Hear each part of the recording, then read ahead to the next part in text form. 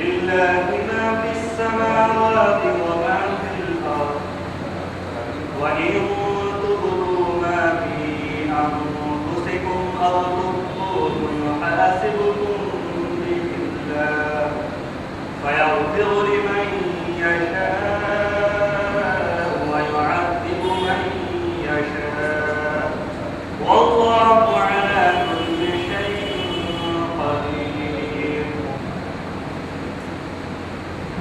دوستو، اللہ تبارک و تعالیٰ کا یہ بہت بڑا کرم اور احسان ہے کہ اللہ پاک نے ہمیں اور آپ کو مسلمان بنایا. اللہ تبارک و تعالیٰ کا ایک احسان یہ ہے کہ اللہ تبارک و تعالیٰ نے ہمیں اور آپ کو آپ صلی اللہ علیہ وسلم کی امت میں پیدا کرا. اللہ تبارک و تعالیٰ کا ایک احسان یہ ہے کہ اللہ تبارک و تعالیٰ نے ہمیں اور آپ کو اہل سنت والجماعت میں پیدا کیا. اللہ تبارک و تعالیٰ کا ایک احسان یہ ہے کہ اللہ تبارک و تعالیٰ نے ہمیں اور آپ کو اہل سنت والجماعت کے اندر سے امام اعظم ابو حنیفہ رضی اللہ تعالیٰ عنہ کی تحقیقات پر عمل کرنے کی توفیق عطا فرمائی. وہیں پر اللہ تبارک و تعالیٰ کا ایک احسان یہ بھی ہے کہ اللہ تبارک و تعالیٰ نے ہمیں اور آپ کو علماء دیوبند کی طرف نسبت کرنے کی توفیق عطا فرمائی، جو پوری دنیا میں ترجمان اہل سنت والجماعت کے نام سے موسوم ہیں اور پوری دنیا میں حق کا پرچار کرتے ہیں. پوری دنیا سے باطل کو مٹانے کی جدوجہد اور کوشش کرتے ہیں. پوری دنیا میں اسلام کو غالب کرنے کی صحیح عقائد امت تک آ جائے اس کی فکر کرتے ہیں. میرے دوستو، ہمارا اور غیر مقلدین کا اختلاف صرف فروعی مسائل میں نہیں ہے کہ صرف رفع دین، آمین کی لہر اور امام کے پیچھے قرأت کرنا یا نہیں کرنا. ان فروعی مسائل میں ہی صرف ہمارا اختلاف نہیں. اگر کسی سے ہمارا فروعی مسائل میں اختلاف ہو جائے تو فروعی مسائل کے اختلافات ایسے نہیں ہیں کہ اس کی بنیاد پر ہم جمع ہوں اور جمع ہو کر جس پر ہم عمل نہیں کرتے ہیں، فریق کے مخالف عمل کرتا ہے، اس کی تردید کریں یا اس کو تنقید کا نشانہ بنیں. کوئی مسائل ایسے نہیں. اس کی بہت سی نظیریں آپ حضرات کے سامنے کچھ ہے. آپ دیکھیے، امام شافعی رحمۃ اللہ علیہ میں اور امام اعظم ابو حنیفہ رحمۃ اللہ علیہ میں کتنے مسائل میں اختلاف، لیکن کبھی صحابہ مجلس لگا کر احناف پر تنقید کرتے ہیں یا کبھی ہم لوگ مجلس لگا کر صحابہ کو بدلتے ہیں. کبھی حنابلہ پر تنقید نے کیا، کبھی مالکیہ پر کیا، کبھی ان لوگوں نے ہم پر کیا، کیونکہ اختلاف فروعی ہے. فروعی اختلاف کو ہم بھی برداشت کرتے ہیں، وہ بھی برداشت کرتے ہیں. ایک ساتھ نماز پڑھتے ہیں، ایک صف میں نماز پڑھتے ہیں، بغل میں شافعی ہوتا ہے، بغل میں حنفی ہوتا ہے. دونوں نماز پڑھنے کے بعد مصافحہ کرتے ہیں، معانقہ کرتے ہیں اور دونوں ایک دسترخوان پر بیٹھ کر کھانا کھاتے ہیں. کبھی آپس میں تکرار ہوتا ہے، کبھی اختلاف ہوئی، کبھی بیٹھ کر اختلاف. ایک ہی مدرسے میں شافعی بھی پڑھتے ہیں، حنفی بھی پڑھتے ہیں، ایک ہی استاد پڑھانے والا ہوتا ہے، حدیث ایک ہی ہوتی ہے، اسی کی تشریح سیف الحدیث اپنی زبان سے کرتا ہے. کبھی دو طالب علموں میں اس قسم کے اختلافات ہوتے ہیں، لیکن کیا یہی سب کچھ غیر مقلدین کے ساتھ ہمارا ہے؟ غیر مقلدین جس پر عمل کرتے ہیں اور وہ جس پر عمل نہیں کرتے، جس پر وہ عمل نہیں کرتے، مجلس لگا کر اس کی تنقید کرتے، اس پر تنقید کرتے، اس کی تردید کرتے، اس کا رد کرتے. فروعی مسائل، مثلاً ہم امام کے پیچھے قرأت نہیں کرتے، غیر مقلد قرأت کرتے. جو لوگ قرأت نہیں کرتے امام کے پیچھے، غیر مقلدین کے نزدیک ان کی نماز نہیں ہوتی. وہ جو عمل کرتے ہیں اس کی تبلیغ کرتے ہیں اور جو عمل نہیں کرتے اس کی تنقید کرتے ہیں. بتاؤ یہ فروعی مسائل ہے یا نہیں؟ یہ ایسا مسئلہ ہے کہ اس پر تنقید کیا جائے، یہ ایسا مسئلہ ہے کہ اس کی تبلیغ کی جائے. یہ حق اور باطل کا معیار نہیں ہے، یہ حق اور باطل کا پیمانہ نہیں ہے. یہ راجح اور مرجوح کی وجہ سے. یہ ایسا نہیں کہ اس کے لیے جو ہے مجلسیں لگائی جائیں اور اس کے لیے عوام کو جمع کیا جائے اور ان کو بتایا جائے کہ تم جو کرتے ہو اس کی تبلیغ کرو اور جو نہیں کرتے اس کی تبلیغ کرو. یہ ایسا مسئلہ نہیں ہے کہ اس لیے کالج کے پڑھے ہوئے اسٹوڈنٹ جن کے چہرے پر داڑھی نہیں، جن کا سنت لباس نہیں، ایسے نوجوانوں کو جمع کر کے اور ٹریننگ سینٹر کھول کے یا ریسرچ سینٹر کے نام پر ایمان بگاڑ کھول کے ان کو لا کر نوجوانوں کو گریجویٹ کیے ہوئے بچوں کو وہاں بٹھا کر ان کو لیپ ٹاپ دے کے کمپیوٹر لگا کر چند حدیث کی کتابوں کے تراجم دے کر بٹھا دیا جائے اور کہا جائے کہ تم آ کر اس پر ٹریننگ حاصل کرو تاکہ نکل کر شہر میں انتشار پیدا ہو. یہ اس لائق تھے یا یہ مسائل نہیں تھے؟ میں یہ عرض کر رہا تھا کہ ہمارا اور غیر مقلدین کا اختلاف صرف فروعی نہیں ہے. ہمارا اور غیر مقلدین کا اختلاف عقیدے کا اختلاف. اگر فروع میں اختلاف ہوتا تو یہ صرف اگر فروع میں اختلاف ہوتا تو یہ مجلس نہ لگتی. ہمارا اور غیر مقلدین کا اختلاف عقیدے کا اختلاف ہے. آج یہ بات کہ ہمارا اور غیر مقلدین کا عقیدے کا اختلاف ہے، معذرت کے ساتھ ہمارے بعض علماء بھی اس بات کو نہیں سمجھ پا رہے. نہ سمجھ پانے کی وجہ سے ایسی مجلسیں جب لگتی ہیں یا جو لوگ ایسی مجلسیں لگاتے ہیں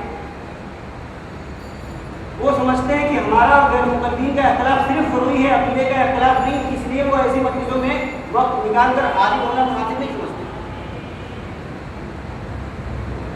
اور جو لوگ اس قسم کے کام میں لگے ہوئے ہیں، جو لوگ اس کی محنت کرتے ہیں، بسا اوقات تو ان کو بھی اپنی زبان تنقید کا نشانہ بناتے ہیں.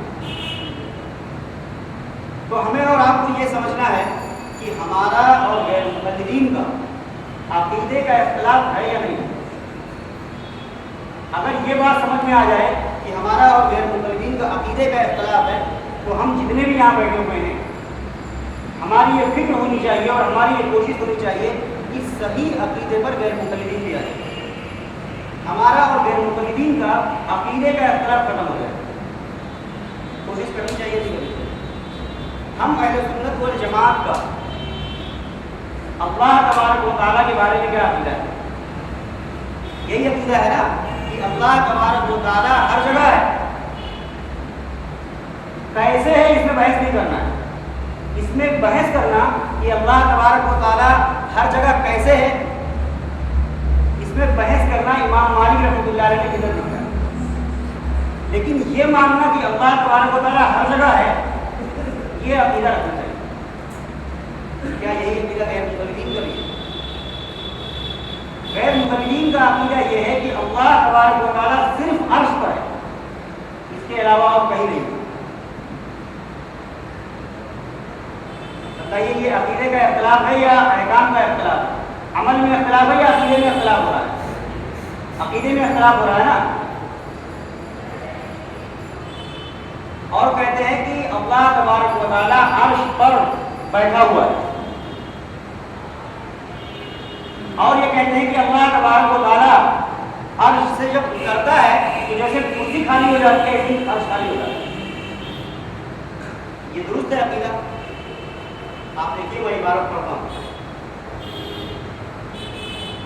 حالیۃ المہدی جلد نمبر 1 صفحہ نمبر 11 اور 10 پر یہ عبارت موجود ہے. کتاب تو میں یہاں نہیں لے کر آیا ہوں، لیکن اگر آپ لوگ کتاب دیکھنا چاہیں تو یہ کتاب انٹرنیٹ پر بھی ہے اور دارالعلوم دیوبند کے کتب خانے میں اب یہ کتاب دستیاب ہے. یہ اس وقت چھپ کر مارکیٹ میں منظر عام پر ہے، آج چھپی ہوئی نہیں ہے یہ کتاب کہ کوئی غیر مقلد یہ کہے گا کہ آپ کتاب لا کر دکھائیے. اور غیر مقلدین کی لائبریری میں بھی یہ کتابیں موجود ہیں. حالیۃ المہدی جلد نمبر 1 صفحہ نمبر 10 اور 11 پر دیکھیے ایک بار. لکھتے ہیں اللہ تبارک و تعالیٰ کو مجسم مانتے ہیں کہ وہ عرش پر ہے، اور جب عرش سے اترتا ہے تو عرش ایسے ہی خالی ہو جاتا ہے جیسے کرسی پر بیٹھا ہوا انسان کرسی سے اترے تو کرسی خالی ہو جاتی ہے. یہ کس کا عقیدہ ہے؟ غیر مقلدین کا عقیدہ ہے. آگے دیکھیے. اور خدا کو لا مکان نہیں بلکہ مکان کا مکین مانتے ہیں. کیا مانتے ہیں؟ خدا کو کیا مانتے ہیں؟ ہاں، مکان کا مکین مانتے ہیں. یہ عقیدے کا اختلاف ہے یا نہیں ہے؟ اللہ تبارک و تعالیٰ لا مکان ہے یا نہیں ہے نا؟ اللہ تبارک و تعالیٰ کو کوئی بھی چیز اپنے اندر لے سکتی ہے؟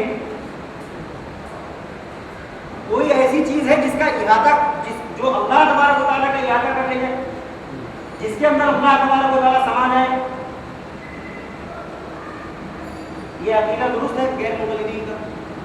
پھر سے عبارت میں پڑھوں، اللہ تبارک و تعالیٰ کو مجسم مانتے ہیں کہ وہ عرش پر ہے، اور جب عرش سے اترتا ہے تو عرش ایسے ہی خالی ہو جاتا ہے جیسے کرسی پر بیٹھا ہوا انسان کرسی سے اترے تو کرسی خالی ہو جاتی ہے، اور خدا کو لا مکان نہیں بلکہ مکان کا مقیم مانتے ہیں۔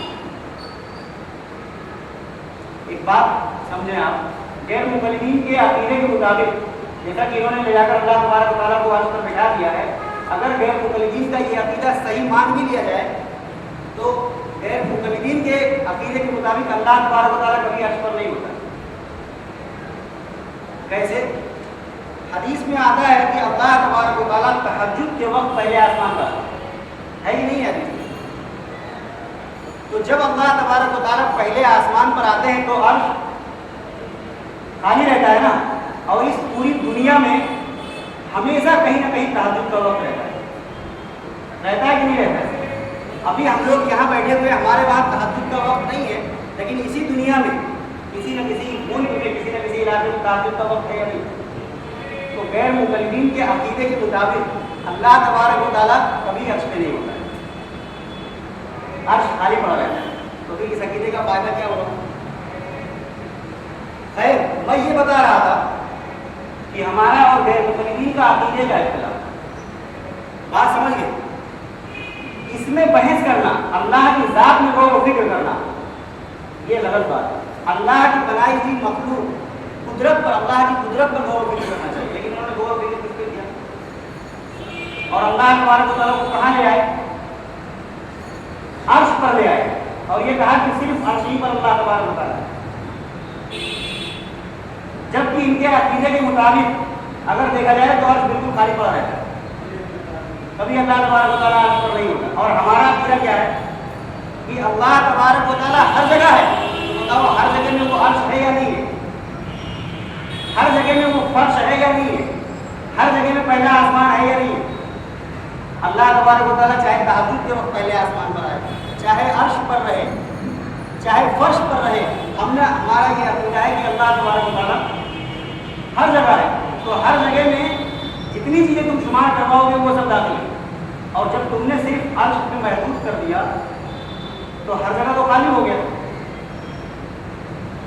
طالب الرحمان زیدی نے ایک کتاب لکھی، آؤ عقیدہ سیکھیں، اس کے اندر لکھتا ہے کہ اگر اللہ تبارک و تعالیٰ کو ہر جگہ مانے تو کیا نعوذ باللہ اللہ تبارک و تعالیٰ بیت الخلاء میں بھی ہے؟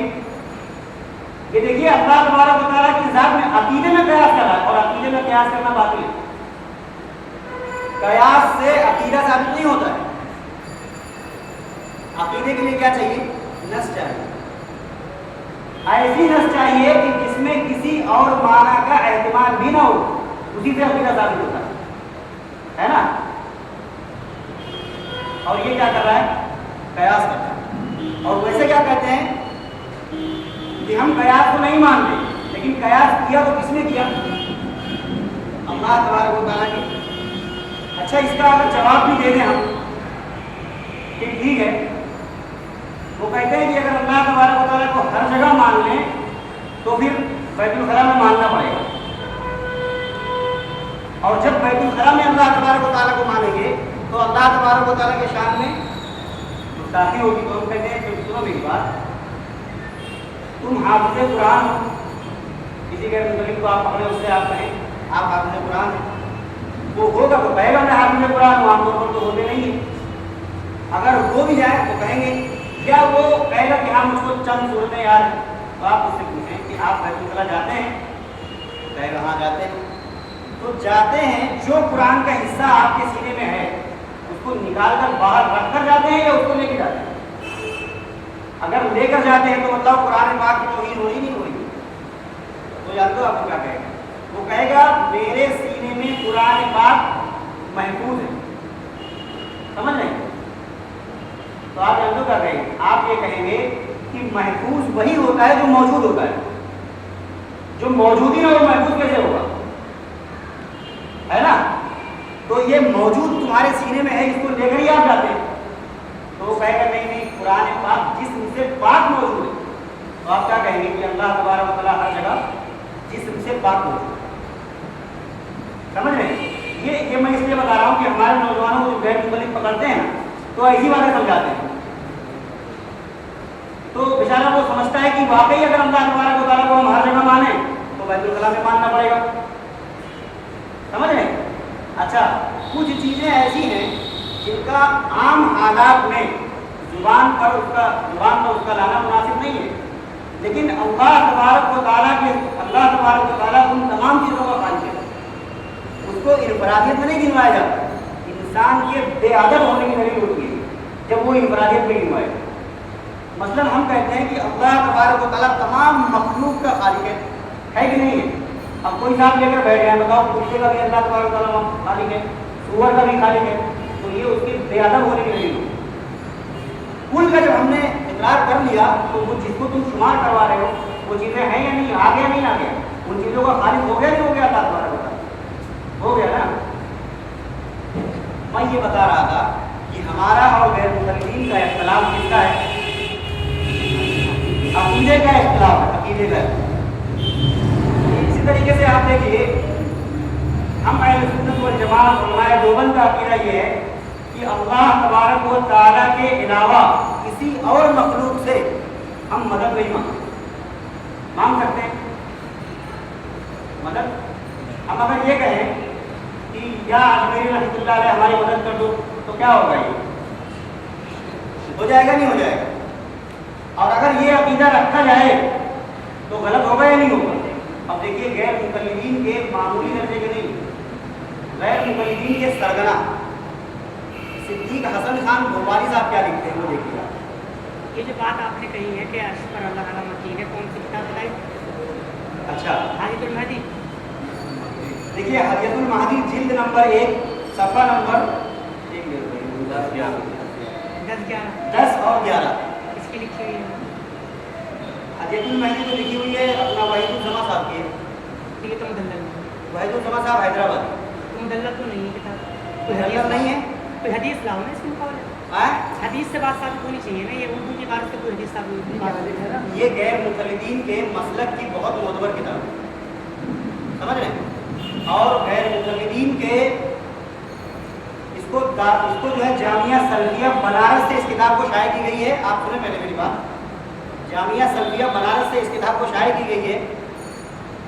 ایک کتاب اور بھی غیر مخلدین نے جامعہ سلفیہ بنارس سے شائع کی ہے. اس کتاب کا نام ہے علماء اہل حدیث کے تصنیفی خدمات. اس میں 40 بڑے بڑے غیر مقلدین علماء کے تصنیفات کے تذکرے ہیں. اسی میں مولانا وحید الزما حیدرآبادی کا بھی تذکرہ ہے اور اس کتاب کا بھی تذکرہ ہے جس کو میں بتا رہا ہوں. اگر یہ کتاب معتبر نہ ہوتی تو اس میں آتا ہے تذکرہ. اس کو جامعہ سلفیہ چھپواتا، ادلہ کاملہ دارالعلوم دیوبند چھپاتا ہے. چھپاتا ہے کہ نہیں چھپاتا ہے؟ کوئی کہہ دے کہ حضرت شیخ الہند کی بات ہے یہ تو معتبر نہیں ہے. ادلہ کاملہ معتبر ہے یا نہیں ہے؟ ہمارے نزدیک معتبر ہے نا. اگر معتبر نہ ہوتی تو دارالعلوم دیوبند اس کو چھپاتا. اب کلام المفید فی اسباب التقلید مولانا سرفراز خان صفدر صاحب رحمۃ اللہ علیہ کی کتاب ہے. دارالعلوم دیوبند نے اس کو چھپایا ہے. کوئی کہہ سکتا ہے کہ یہ مولانا سرفراز خان صفدر صاحب کی ہے، یہ غیر معتبر ہے. اگر غیر معتبر ہے تو اتنے معتبر ادارہ اس کو چھپاتا. جامعہ سلفیہ غیر مقلدین کا اس دنیا اس ہندوستان کا سب سے بڑا مرکز ہے. آپ وہ تو ٹھیک ہے، چلو پھر کوئی بات نہیں.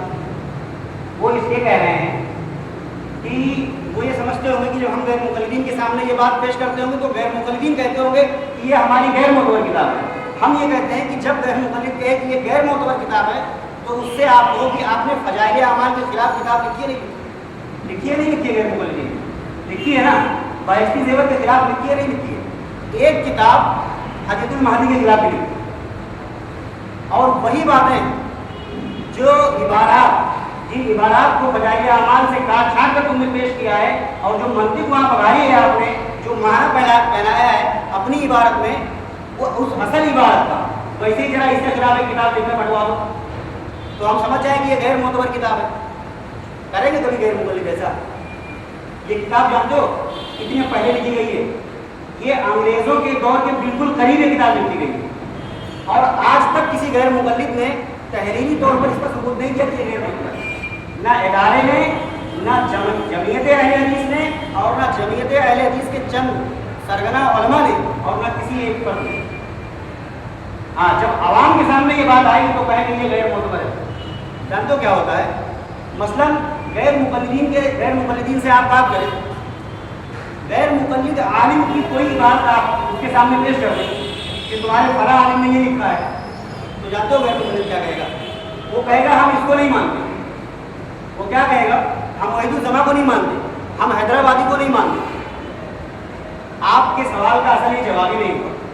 بات سمجھے؟ اس نے آپ کو دھوکہ دے دیا. آپ کا سوال یہ نہیں تھا کہ آپ وحید الزما کو مانتے ہیں یا نہیں مانتے, آپ صدیق حسن بھوپالی کو مانتے ہیں یا نہیں مانتے, آپ حسین بٹالوی کو مانتے ہیں یا نہیں مانتے. یہ آپ کا سوال تھا کیا؟ یہ سوال نہیں تھا آپ کا. آپ نے ان لوگوں کے عبارت اس کے سامنے پیش کیا تھا اور آپ نے کہا تھا کہ تمہارے بزرگوں نے یہ لکھا ہے. جواب اس کا یہ تھا کہ وہ کہتا کہ ہمارے اس بزرگ نے اس کو غلط لکھا ہے اور اس غلط لکھنے پر جو حکم شرعی ہے وہ بیان کرتا. مثلا یہ کہتا کہ یہ جھوٹا ہے, اس نے جھوٹ بات لکھی ہے, جھوٹا ہو گیا, تب آپ کے سوال کا جواب ہوتا. یا وہ یہ کہتا کہ یہ اس نے جو ہے یہ اپنا یہ ہماری کتاب نہیں ہے اور اس کے ثبوت میں کچھ کتابیں لکھا تھا. جیسے فجائل اعمال غیر مقلدین کی کتاب ہے کیا؟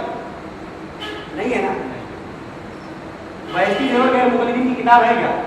تو برملا غیر مقلدین کہتے ہیں کہ ہماری کتاب نہیں ہے. اسی طرح کہہ دیتے ذرا, تو وہ جو دلوں میں چھپا ہوا ہے نا وہ سامنے آ جاتا ہے. لیکن کبھی غیر مقلد ایسا کرے گا؟ آج تک تو نہیں کیا اور آنے والے دنوں میں بھی یہی امید رکھی جاتی ہے کہ نہیں کرے گا. کیونکہ جس دن وہ یہ کر دے گا اس دن غیر مقلدین کے اپنا غیر مقلدین کی جو عمارت کھڑی ہے نا وہ پورا دھڑام سے گر جائے گی نیچے. غیر مقلدیت جانتے ہو کس کا نام ہے؟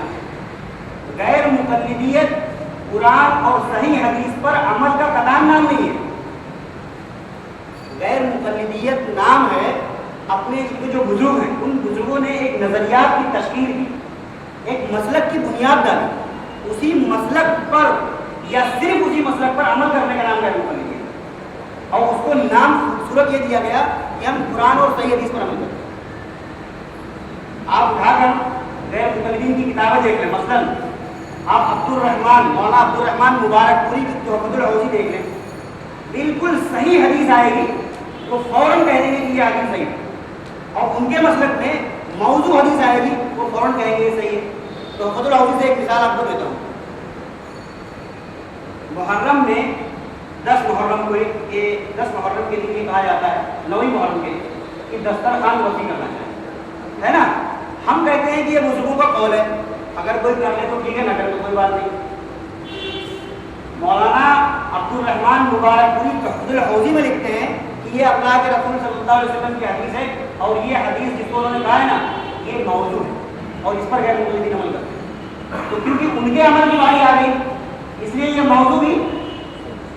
ہاں, اور اگر ہم کہیں کہ گردن پر مسح کرنے کی حدیث بخاری میں دکھاتا ہوں تو غیر مقلد مانے گا نہیں, تو کہے گا نہیں یہ بدعت ہے. جبکہ ہم اس کو کمپلسری نہیں کرتے, کرنا ہے تو کرو, نہیں کرنا ہے تو مت کرو. یہ تو ایک مستحب عمل ہے کیونکہ غیر مقلدین کے مسلک کے خلاف ہے یہ. ہم اگر کہہ رہے ہیں عبداللہ بن مسعود رضی اللہ تعالیٰ عنہ رفع دین نہ کرنے والی روایت تو کہہ دیکھو یہ فلاں صحیح فلاں راوی کی وجہ سے صحیح ہے, جبکہ اس حدیث کی 150 سندیں, کتنی سندیں ہیں, اور 150 سند ہونے کے بعد جانتے ہو کیا ہو جاتی ہے حدیث خبر واحد رہے گی یا نکل جائے گی. علماء بیٹھے ہوئے جی تواتر کا درجے میں پہنچ جائے گی. اب یہ تواتر والی اس بات کی محتاج ہے کہ اس کو عدالت میں لا کر پیش کیا جائے اور کہا جائے کہ تم اپنے صحیح ہونے کا ثبوت دو. تواتر کا منکر کافر ہوتا ہے اور خبر واحد کا جو منکر ہے وہ گمراہ ہوگا, کافر نہیں قرار دیا جائے.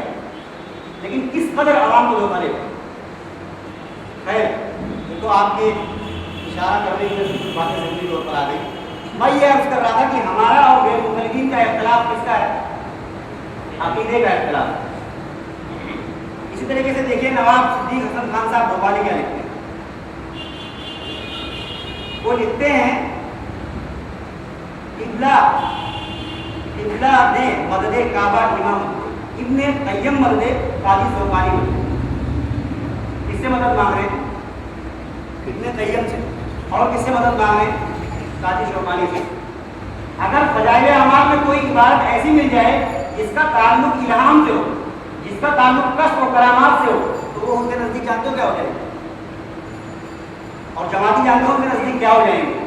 وہ مشرک ہو جائیں گے اور کوئی بات شرکیہ عبارت ہو جائے گی. اور غیر مقلد کا بچہ اور ان کی عورتیں اور ان کے علماء اسٹیج پر کہیں گے کہ اس میں شرکیہ عبارت ہے. لیکن آپ اس عبارت کو ذرا پڑھ لیجیے، علماء بیٹھے ہیں، میں ان کو بھی دیتا ہوں کہ یہ عبارت پڑھیں. یہ دیکھیے کیا عبارت، ان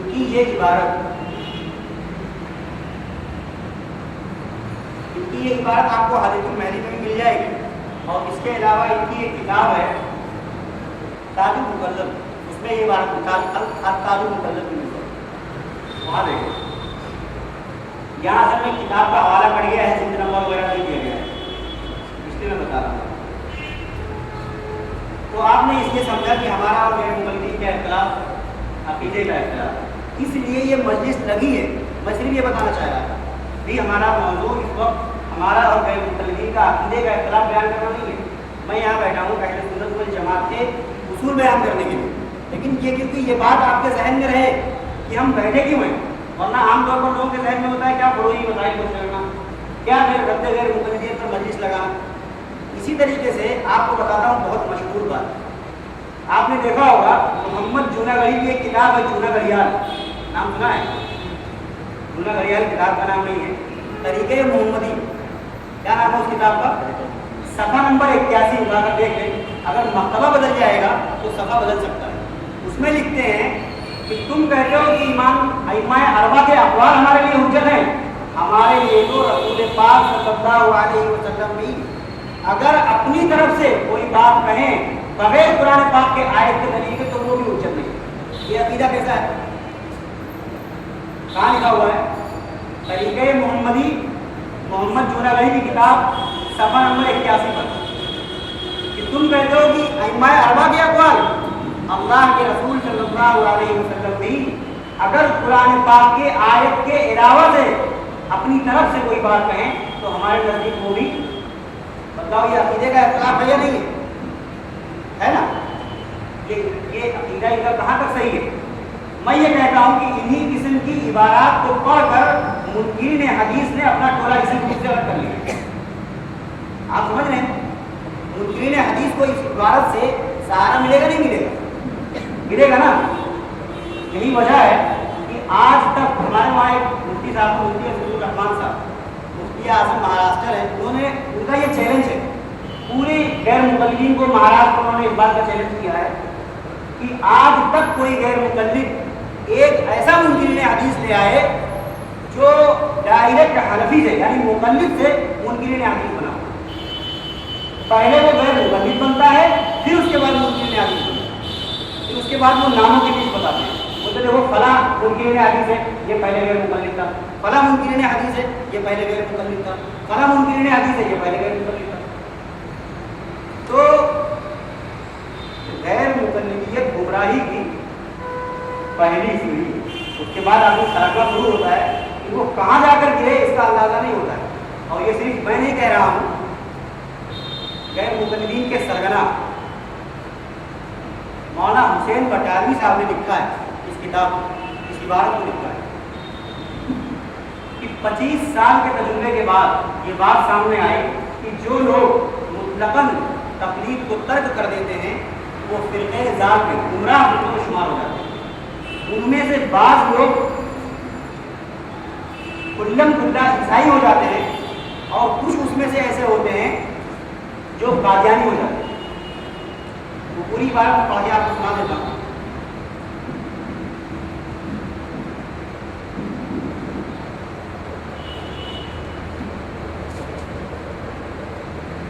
انشاءاللہ دوپہر کی نشست میں وہ عبارت پڑھ کے آپ کو سنا دوں گا، دوپہر کے بعد والی نشست پوری عبارت پڑھ کے. تو انہوں نے خود اس بات کو لکھا ہے کہ جو لوگ مطلقاً تقلید کو ترک کر دیتے ہیں وہ گمراہیوں کے کس راستے سے گزرتے ہیں اور کس کھائی میں جا کر گرتے ہیں. اس لیے میں کہہ رہا ہوں کہ تقلید کو ترک کر دینا گمراہی کی پہلی سیڑھی ہے، پھر اس کے بعد آپ کو نیچے اترتا ہے. یہ ترقی کرتے کرتے آپ کو اوپر چڑھتا ہے. آپ یہ سمجھ گئے کہ ہماری یہ مجلس آج کیوں لگی ہوئی ہے؟ ہماری یہ مجلس اس لیے لگی ہوئی ہے کہ ہمارا اور غیر متقین کا اختلاف عقیدے کا اختلاف ہے. نظیریں اور بہت سی ہیں، لیکن کیونکہ میں اس موضوع کے تحت بیٹھا نہیں، یہ مثال کے طور پر میں نے آپ کی خدمت میں عرض کیا. اب ایک مثال اور سمجھتے ہیں، اس کے بعد میں اصل موضوع پہ آ جاتا ہوں. وہ اس طرح آپ سمجھیں کہ غیر مقلدیت ہے کیا.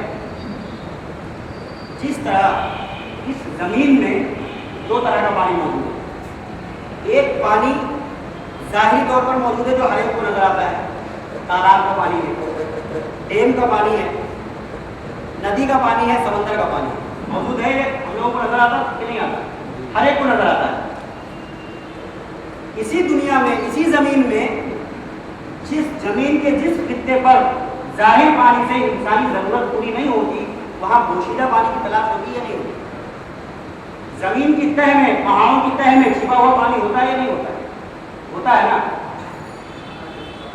وہ پانی وہاں موجود ہوتا ہے، ہمیں اور آپ کو نظر نہیں آتا ہے کہ نہیں ہے؟ کتاب و سنت میں مسائل دو طرح ہیں. کچھ مسائل تو ایسے ہیں جو بالکل ظاہر پانی کی طرح ہیں، ہر ایک کو نظر آتا ہے.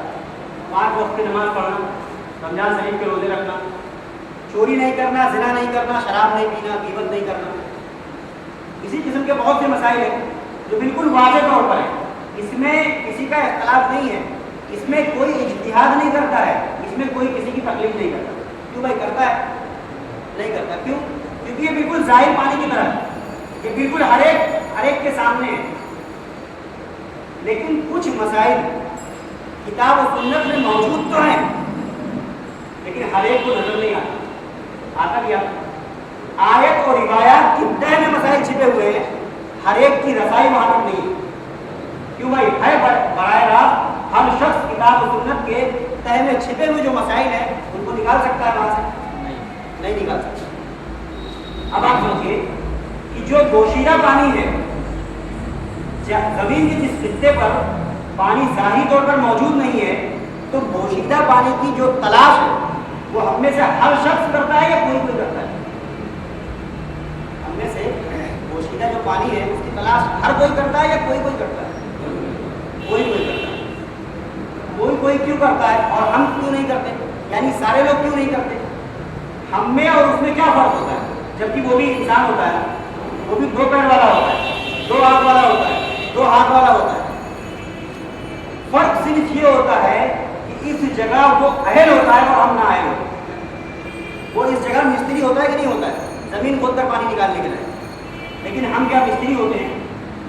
فرق ہم میں اور اس میں صرف یہی ہے کہ وہ اہل ہے اور ہم نہ اہل ہے نا. کتاب و سنت کے اندر جو مسائل آیت اور روایات کی تہ میں چھپے ہوئے ہیں، ان میں سے ان مسائل کو ہر شخص نکال نہیں سکتا، کوئی نکالتا ہے. جو شخص زمین کھود کر پانی نکالتا ہے، آپ اپنی مقامی زبان میں اس کو مستری کہتے ہیں، کچھ اور کہتے ہوں گے، ہے نا. جو شخص کتاب و سنت کے تہ میں چھپے ہوئے مسائل ہیں ان کو جو نکالتا ہے اس کو مجتہد کہتے ہیں. نہیں کہتے؟ پانی نکالا کسی نے، پورے گاؤں میں ایک شخص نے کنواں کھود کر پانی نکالا، پانی ظاہر کر دیا. اب پورا گاؤں اس سے فائدہ اٹھائے گا نہیں اٹھائے گا؟ وہ شخص بھی اس پانی کو استعمال کرے گا جس کے پاس ہاتھ اس لائق نہیں ہے، جس کا ہاتھ کہ وہ کدال اٹھا کر زمین پر ایک کدال پا سکے اور پانی کی تلاش کر سکے. وہ شخص بھی اس پانی سے فائدہ اٹھائے گا جس کی بینائی جا چکی ہے یا قدرتی طور پر بینائی ہے ہی نہیں. اٹھائے گا یا نہیں اٹھائے گا؟ جب اس پانی کو ہم استعمال کریں گے تو کیا کہا جائے گا؟ یہ کہا جائے گا کہ یہ فلاں کے کنویں کا پانی ہے نا. زمین کھود کر جو پانی نکالا جائے گا اس پر 2 نسبتیں لگیں گی. اس کو کیا کہیں گے؟ مائع مستنبت، نکالا ہوا پانی ہے نا. جب سوال ہوگا کہ پانی کس نے پیدا کیا، جواب کیا ہوگا؟ اللہ نے پیدا کیا. جب سوال ہوگا پانی کہاں سے حاصل کیا آپ نے، جواب ہوگا فلاں کے کنویں سے حاصل کیا، فلاں کے بورنگ سے حاصل کیا، فلاں کے نل سے حاصل کیا. یہی جواب ہوتا ہے یا نہیں ہوتا ہے نا. جس طرح مستری زمین کھود کر پانی نکالتا ہے، اپنی محنت کرتا ہے، مشقت کرتا ہے، اسی طرح مجتہد کتاب و سنت میں غور و فکر کر کے ان مسائل کو ظاہر کرتا ہے۔ مسائل پیدا نہیں کرتا ہے، پیدا پانی کس نے پیدا کیا ہے؟ اللہ نے پیدا کیا۔ کتاب و سنت میں قیامت تک آنے والے مسائل کو کس نے پیدا کیا؟ اللہ نے پیدا کیا۔ ہر شخص کی براہ راست رسائی وہاں تک نہیں ہے نا، کیونکہ اہل نہ اہل ہونے کا فرق ہے۔ مجتہد یہاں پر اہل ہوتا ہے اور ہم کیا ہوتے ہیں؟ نہ اہل ہوتے ہے نا۔ جو شخص مجتہد کے نکالے ہوئے مسائل پر عمل کرتا ہے اس کو مقلد کہتے ہیں، اور جو شخص اجتہاد کرتا ہے کہتا ہے اس کو مجتہد کہتے ہیں۔ یہی تو بات ہے۔ جو شخص خود اجتہاد نہ کر سکے اور جو کسی امام کے بتائے ہوئے نکالے ہوئے مسائل پر عمل بھی نہ کرے، اس پر عمل کرنے کو شرک پھر رسالت جانے، اس کو غیر مقلد کہتے ہیں۔ بات سمجھ میں آئی؟ غیر مقلد کس کو کہتے ہیں؟ غیر مقلد اس شخص کو کہتے ہیں جس میں نہ تو اجتہاد کی صلاحیت ہو اور نہ وہ کسی کی تقلید کرے، کسی کا نام تو غیر مقلدیت ہے۔ ٹھیک ہے نا؟ یہ مثال سمجھ میں آئی نہیں ہے؟ ہاں، اب آپ سنیے، ہم اہل سنت والجماعت ہیں۔ اہل سنت والجماعت حنفی ہوں، مالکی ہوں، شافعی ہوں، حنبلی، ہمارے کتنے دلائل ہیں؟ کتنے دلائل ہیں؟ چار۔ کون کون سے؟ ہاں، کتاب اللہ اور حدیث رسول اللہ، نہیں سنت رسول اللہ۔ اور غیر مقلدین کی کیا دلائل ہے؟ کتاب اللہ اور حدیث رسول اللہ، ہے نا۔ حدیث ملے گی غیر مقلد عمل شروع کر دے گا، حدیث ملے گی اہل سنت عمل نہیں کرے گا اس پر، اس پہ پہلے اس کو دیکھے گا کہ یہ حدیث سنت بھی ہے یا نہیں ہے۔ مثلا کھڑے ہو کر پیشاب کرنے کی حدیث آپ کو ملے گی نہیں ملے گی؟ عمل کرنا شروع کر دے نہیں کرتے، کیوں؟ کیونکہ یہ سنت نہیں ہے۔ ہم عمل کس پر کریں گے؟ سنت پر عمل کریں گے، ہے نا۔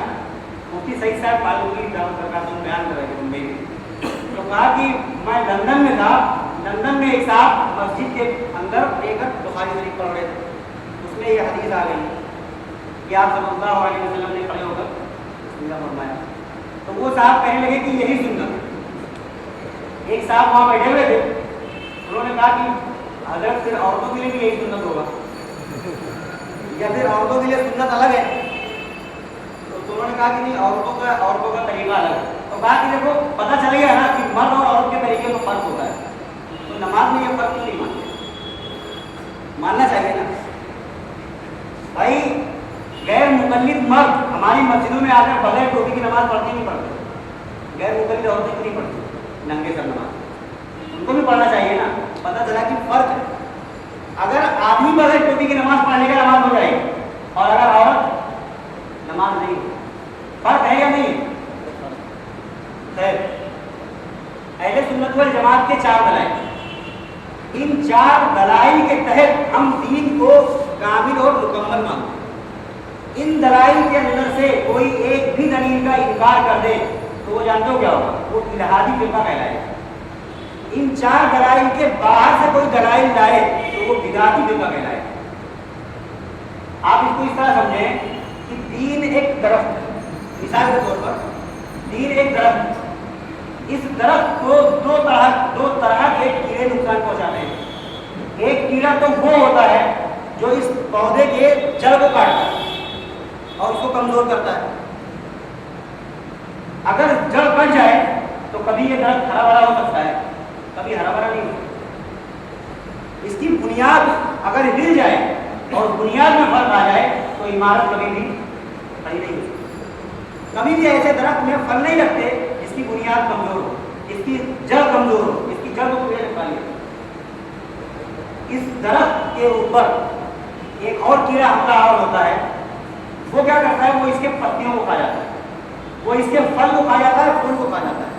یعنی جو اس درخت کے ثمرات ہیں نا، اس سے لوگوں کو محسوس نہیں ہونے دے گا، فائدہ نہیں پاتے گے لوگ۔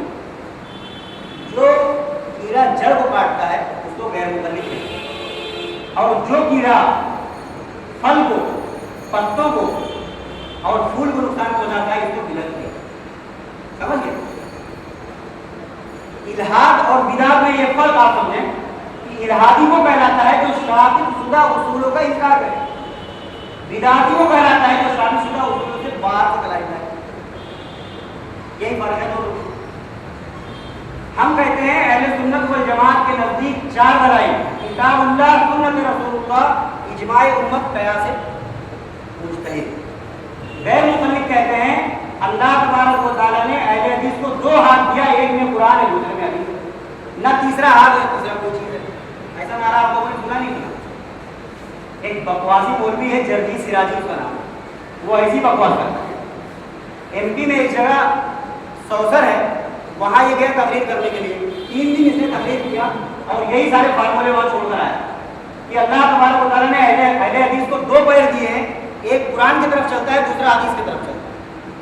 اللہ تبارک و تعالیٰ نے اہل حدیث کو 2 ہاتھ دیے ہیں، ایک میں قرآن ہے دوسرے میں حدیث ہے. مجھ کو لوگوں نے کہا کہ میں وہاں گیا تو مجھے لوگوں نے کہا کہ آپ کو اسی کا رد بیان کرنا ہے. میں نے کہا یار بہت اچھی بات ہے، اگر کوئی علمی بات کہنے کے لیے آپ پہلے تو ممکن ہے مجھے سوچنا پڑتا، لیکن اس کا جواب اتنا اچھا ہے کہ یہ میرے لیے بہت آسان ہے. یہ کوئی علمی بات تو ہے نہیں، یہ تو لطیفہ، اس کو لطیفہ کہا جا سکتا ہے.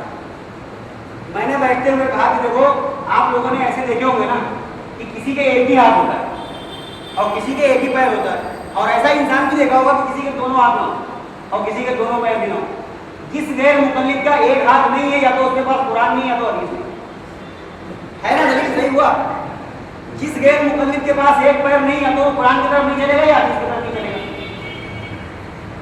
تو جیسے نا جرجی سراجی کی بات کا اثر 3 دن میں ہوا تھا، ویسی 2 گھنٹے کی تقریر میں وہ اثر ظاہر ہو گیا، کیونکہ یہ کوئی علمی بات نہیں تھی. میں یہ بتا رہا تھا کہ یہ نعرہ آپ لوگوں نے سنا ہو اور غیر مقلدین کے عالموں نے اس کو اپنی کتاب میں بھی لکھا ہے. پھر اس کے بعد ایک نعرہ اور آپ لوگوں نے سنا ہوگا، 2 ہی اصول واجب القبول، فرمان خدا فرمان رسول. سنا نہیں سنا؟ اس کا تو اسٹیکر بنایا جاتا ہے آج کل. ہاں اسٹیکر بناتے ہیں اور مسجد کے در و دیوار پر یہ اسٹیکر ضرور لگاتے ہیں، اور بعض غیر مقلدین اپنے گھروں پر لگاتے ہیں. اور ایک اسٹیکر اور بناتے ہیں. ایک اسٹیکر یہ لگاتے ہیں اہل حدیث کے 2 ہی اصول، کتاب اللہ اور سنت رسول. نہیں حدیث رسول. اہل حدیث کے 2 ہی اصول، اطیع اللہ و اطیع الرسول. سمجھ لیں؟ ایسے اسٹیکر بنائے جاتے ہیں اور اس کو لگایا جاتا ہے. میں اس سے صرف یہ بتا رہا تھا کہ یہ غیر مقلدین کے طبقے میں اتنی متواتر بات ہے کہ اس کے دلیل لینے کی ضرورت مجھے نہیں. اور اگر دلیل دوں بھی تو ابھی میں نے بتایا طریقے محمدی صفحہ نمبر 81 پر عبارت موجود ہے کہ رسول پاک صلی اللہ علیہ وسلم بھی اگر قرآن پاک کے علاوہ سے بات کریں تو وہ بھی ہمارے نزدیک حجت نہیں. اسی طریقے سے نواب صدیق حسن خان بخاری نے لکھا کہ ہمارے نزدیک اجماع حجت نہیں ہے. جب یہ بات آئی کہ 20 رکعت تراویح پر اجماع ہے تو جانتے ہو صدیق حسن بخاری نے کیا کہا کہ اجماع کیسے ہے، ہم تو شامل ہی نہیں ہیں اس میں، ہم اس کو مانتے ہی نہیں ہیں، تو اجماع کہاں ہوا. جانتے ہو غیر مقلدین اجماع کا معنی کیا سمجھتے ہیں؟ غیر مقلدین کی لغت میں اجماع کا معنی یہ ہے کہ کسی بات پر تمام مسلمانوں کا اتفاق کر لینا. یعنی چائے والا، پان والا، جھاڑو لگانے والا، سمجھ رہے ہیں؟ اور تمام مسلمان جب کسی بات پر اتفاق کر لیں گے تب وہ اجماع کہلائے گا. یہ غیر مقلدین کی لغت میں. ہماری لغت میں جانتے ہو اجماع کس کو کہتے ہیں؟ ہماری لغت میں اجماع کہتے ہیں کسی فن کے فنکاروں کا کسی بات پر جمع ہو جانا اجماع کہلائے گا. آپ دیکھیے حدیث کی کتابوں میں، تفسیر کی کتابوں میں پڑھتے رہتے ہیں کہ تمام مفسرین کا اس پر اجماع ہے. تو اجماع کس کا ہوا؟ مفسرین کا ہوا. تمام محدثین کا اس بات پر اجماع ہے نا، اور تمام مجتہدین کا اس بات پر اجماع ہے. تو جس فن کے جو ماہر ہے، اس فن کے جتنے ماہرین ہیں، ان ماہرین کا کسی بات پر جمع ہو جانا کیا کہلائے گا؟ چاہے اس میں پان والا داخل نہ ہو، چاہے رکشہ چلانے والا اس سے اتفاق نہ کرے، اور چاہے دیگر لوگ اس سے اتفاق کریں یا نہ کریں، لیکن وہ اجماع مانا جائے گا، ہے نا. تو نواب صدیق حسن خان بھوپالی نے کہا کہ اجماع کو آپ کیسے کہہ رہے ہیں کہ اجماع ہے، ہم تو مانتے ہی نہیں ہیں. تو اس کا جواب جان دو کیا؟ جب کوئی شخص اجماع کا منکر ہوگا تو اس سے اجماع متاثر نہیں ہوگا، اس سے وہ متاثر ہوگا جو اجماع کا انکار کرتا ہے. دلیل اس کی کیا ہے؟ اللہ تبارک و تعالیٰ نے قرآن پاک میں کہا کہ جو لوگ مسلمانوں کی جماعت سے نکل کر الگ راستہ اختیار کریں گے ہم کو جانے دیں گے اسی راستے پر. اور ان کا ٹھکانا وہاں ہوگا جہاں سے بچنے کے لیے ہم اور آپ یہاں بیٹھے ہوئے. ترجمہ تو میں نہیں کر رہا نا آئے تو میں ترجمہ نہیں کر رہا ہوں. جہنم سے بچنے کے لیے ہم اور آپ بیٹھے ہوئے نا. ترجمہ اگر کرتا تو میں صحیح ترجمہ کرتا, یہ میں ترجمہ نہیں کرتا. تو کہتے ہیں کہ ہمارا اجماع نہیں ہے. اب آپ بتائیے حضرت ابو بکر رضی اللہ تعالیٰ عنہ خلیفہ اول ہیں یا نہیں؟ قرآن پاک میں آیت موجود ہے نا, حدیث میں بھی, حدیث کی کتابوں میں بھی حدیث ہے بخاری شریف کہتے ہیں ابو بکر رضی اللہ تعالیٰ عنہ خلیفہ اول ہو گئے. نہیں, نہ آیت ہے نہ روایت ہے, کچھ بھی نہیں ہے. اس کے باوجود ہم ان کو خلیفہ اول مانتے ہیں نہیں مانتے؟ مانتے ہیں نا. دلیل کیا ہے ہمارے پاس؟ کیا ہے؟ اجماع ہے نا. اچھا, اس اجماع کا انکار کس نے کیا؟ اس اجماع کا انکار شیعوں نے کیا. کیا کہا کہ تم کہتے ہو اجماع جبکہ ہم ان کو خلیفہ اول مانتے ہی نہیں. ہم تو خلیفہ اول بلا فخر حضرت علی رضی اللہ عنہ مانتے. تو کون متاثر ہوا؟ اجماع متاثر ہو گیا یا شیعہ متاثر ہوا؟ تو شیعہ آج کون ہے؟ اہل سنت والجماعت میں داخل ہے جہاں بہت ساری گمراہیاں اس کے اندر موجود ہیں. ان میں یہ بھی ایک گمراہی کی علامت ہے. اس نے مسلمانوں کے اجماع کا انکار کر دیا, اور اجماع کا جب انکار کیا تو مسلمانوں سے الگ ہو گیا, یا کم سے کم اہل سنت والجماعت سے تو خارج ہو جائے گا انسان. اسی لیے ہم کہتے ہیں کہ غیر مقلد اہل سنت والجماعت سے خارج ہیں. کس بنیاد پر؟ وہ اجماع کا انکار کرتے ہیں. اور یہ ہم نہیں کہتے, یہ شیخ عبد الوہاب نجدی رحمۃ اللہ علیہ کی جو کر کے پڑھی جاتی ہے, جو پورے مہینے پڑھی جاتی ہے, اس میں پورا قرآن مکمل کیا جاتا ہے, اس کو ہم تراویح کہتے ہیں. بتاؤ, تہجد میں یہی کام کرتے ہیں نا ہم لوگ, پورے مہینے تہجد پڑھتے ہیں, پورا قرآن اس میں مکمل کرتے ہیں. یہ سب شرائط ہے وہاں. تو غیر مقلدین کے عالموں نے اس بات کو لکھا بھی ہے, اور مناظرے میں باقاعدہ وہ یہ بات کہتے ہیں کہ ہم تراویح نام کی کسی نماز کو نہیں مانتے جس کو تم تراویح کہتے ہو, ہم اس کو تہجد کہتے ہیں. تو پتہ ہے چلا کہ جس کو وہ تہجد کہتے ہیں ہم اس کو تراویح نہیں کہتے. کیوں بھائی, ہم تہجد پڑھتے تو بعد میں, ہم جب تراویح پڑھتے ہیں رمضان شریف میں تو تہجد چھوڑ دیتے ہیں. اچھا, غیر مقلد کہتے ہیں کہ تراویح کی نماز کیا ہے؟ نفل. کہتے ہیں نہیں کہتے, کوئی پڑھ لے تو ٹھیک ہے, نہ پڑھے تو کوئی بات نہیں. اس لیے نفل مانتے ہیں, کہتے ہیں تہجد کا پڑھنا نفل. اور ہم, ہمارے نزدیک کیا ہے؟ سنت موقدہ ہے. ہمارے نزدیک تراویح کی نماز کیا ہے؟ سنت موقدہ ہے. نہ پڑھنے والے پر ہم نفل کریں گے نہیں کریں گے؟ کریں گے نا. لیکن اگر کوئی تہجد نہ پڑھے تو جانتے ہو غیر مقلد کیا کہیں گے؟ غیر مقلدین کہتے ہیں کہ اللہ کے رسول صلی اللہ علیہ وسلم سے ثابت نہیں ہے تراویح. تو ہم یہ کہتے ہیں کہ جو چیز ثابت ہے, جس کو آپ ثابت مانتے ہیں, یعنی 8 رکعات, اور جس کو آپ قیام اللیل مانتے ہیں, جس کو آپ تہجد مانتے ہیں, وہ روایتیں جس کے بارے میں یہ ہے کہ اللہ کے رسول صلی اللہ علیہ وسلم نے 3 رات پڑھائی نماز. یہ بتاؤ کہ اللہ کے رسول صلی اللہ علیہ وسلم نے ان 3 راتوں میں تہجد پڑھی تھی یا نہیں پڑھی؟ اگر ان 3 راتوں میں غیر مقلد یہ ثابت کر دے کہ اللہ کے رسول صلی اللہ علیہ وسلم تہجد نہیں پڑھی تھی, تو یہ بات سمجھ میں آ جائے گی کہ لگتا ہے اسی کو غیر مقلد تہجد سمجھ رہا ہے, یا اللہ کے رسول صلی اللہ علیہ وسلم نے اس کو تہجد سمجھ کے پڑھا. غیر مقلد یہ ثابت کر سکتا ہے؟ یہ ثابت نہیں کر سکتا ہے نا. کر سکتا ہے کیا؟ آپ لوگ مطالبہ کیجیے, اور اگر وہ اس مطالبے کو پورا کر لے تو ہمیں ماننے میں کیا اعتراض ہے؟ ہم مان لیں گے, کوئی بات نہیں. لیکن قیامت کی صبح ہو سکتی ہے, غیر مقلد ثابت نہیں کر سکتا کہ ان 3 راتوں میں اللہ کے رسول صلی اللہ علیہ وسلم تہجد نہیں پڑھی. جانتے ہو دلیل کیا ہے؟ تہجد کی نماز انبیاء پر فرض ہوتی ہے نہیں ہوتی؟ ہم لوگوں پر کیا ہے؟ نفل ہے. اور یہ 3 راتیں جو اللہ کے رسول صلی اللہ علیہ وسلم نے پڑھائی صحابہ کو جمع کر کے, یہ فرض نماز تھی. تو اللہ کے رسول صلی اللہ علیہ وسلم فرض کو ترک کر دیں گے, تہجد کی نماز کو اللہ کے رسول صلی اللہ علیہ وسلم ترک کر دیں گے. دے پائے گا دلیل غیر مقلد؟ خیر, میں یہ عرض کر رہا تھا کہ 20 کا اور 8 کا ہمارا جھگڑا نہیں ہے. ہم کہتے ہیں 20 رکعت تراویح پڑھنے پر, با جماعت پڑھنے پر, 2 رکعت کر کے پڑھنے پر اجماع ہے. اس کے زمانے میں اجماع ہوا ہے تو عمر رضی اللہ عنہ کے زمانے میں. روایتیں تو 36 کی بھی موجود ہیں اور 40 کی بھی موجود ہیں. غیر مقلد بتاؤ اس اجماع کا انکار کرتا عملی طور پر یا نہیں کرتا؟ کرتا ہے نا. میں عملی دلیلیں اس لیے دے رہا ہوں آپ کے سامنے تاکہ جب غیر مقلد یہ کہے کہ ہم اجماع کو مانتے ہیں تو آپ کی دلیل پیش کر سکیں اس کے سامنے کہ اس پر اجماع ہے اور آپ اس کو نہیں مانتے. کیا کہنا چاہ رہے ہیں؟ کہنا یہ ہے کہ جو مطلب اس کی دلیل ہے آپ کے پاس مطلب اتنی ہے کہ آپ صلی اللہ علیہ وسلم نے جب 3 دن تراویح پڑھائی ہے, جو بھی نماز پڑھائی تراویح تہجد, تو اس کے بعد تہجد پڑھی ہے, تو یہ اس کی دلیل ہے ہمارے پاس نا. میں نے یہ قاعدہ بیان کر دیا.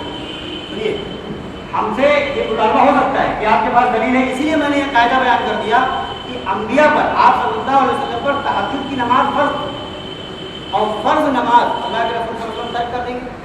کیا خیال ہے؟ یہ تو ایک لاجیکلی بات ہو گئی تھی, یہ تو ایک لاجیکلی منطقی بات ہو گئی, لیکن اس کی دلیل ہے کہ آپ نے پڑھی ہے نماز یا نہیں؟ نہیں, دلیل تو اس کی ہمارے پاس موجود نہیں ہے, لیکن جو شخص یہ دعویٰ کر رہا ہے اس کے پاس اتنی بھی دلیل نہیں, یعنی ہم نے تو قیاس پیش کر دیا نا, اس کے پاس بطور قیاس بھی نہیں ہے. اس کے پاس تو بخاری شریف کی حدیث ہے حضرت عائشہ صدیقہ رضی اللہ تعالیٰ عنہ. ہاں, کیا ہے کہ آپ علیہ السلام نے نماز پڑھائی ہے, پھر 3 رکعت پڑھی ہے بعد میں, کہ آپ صلی اللہ علیہ وسلم نے 8 رکعت نماز پڑھائی, 11 رکعت نماز کے بارے میں ذکر آیا بخاری شریف میں. اب بتائیے وہ جو ہے تراویح کی نماز ہے یا تہجد کی نماز ہے؟ اس کو تراویح مانتے ہیں, لیکن ہے وہ تہجد کی, لیکن وہ تراویح کہتے ہیں. نہیں, اگر وہ دن کو رات کہنے لگے تو ہمارے لیے ضروری ہو جائے گا ہم اسی کو رات مان لیں گے؟ نہیں, اس کا جواب ہونا چاہیے. نہیں, میں کیا کہہ رہا ہوں, ہمارے لیے ضروری تو نہیں. ہم کہتے ہیں کہ وہ گھر کی نماز. آپ دیکھیے سوال ہی میں ہے نا کہ آپ صحابی نے آ کر پوچھا آپ صلی اللہ علیہ وسلم کا رمضان میں اور غیر رمضان میں عمل کیا تھا. اس میں اس بات کی دلیل موجود ہے, جب غیر رمضان آ گیا اور رمضان بھی آ گیا تو اس سے یہ پتہ چل گیا کہ اللہ کے رسول صلی اللہ علیہ وسلم رمضان میں بھی تعلق پڑھتے. اس بات کا قرینہ نکل گیا. ٹھیک ہے نا, یہ ایک دوسری دلیل آپ نے فراہم کر دی. جزاک اللہ.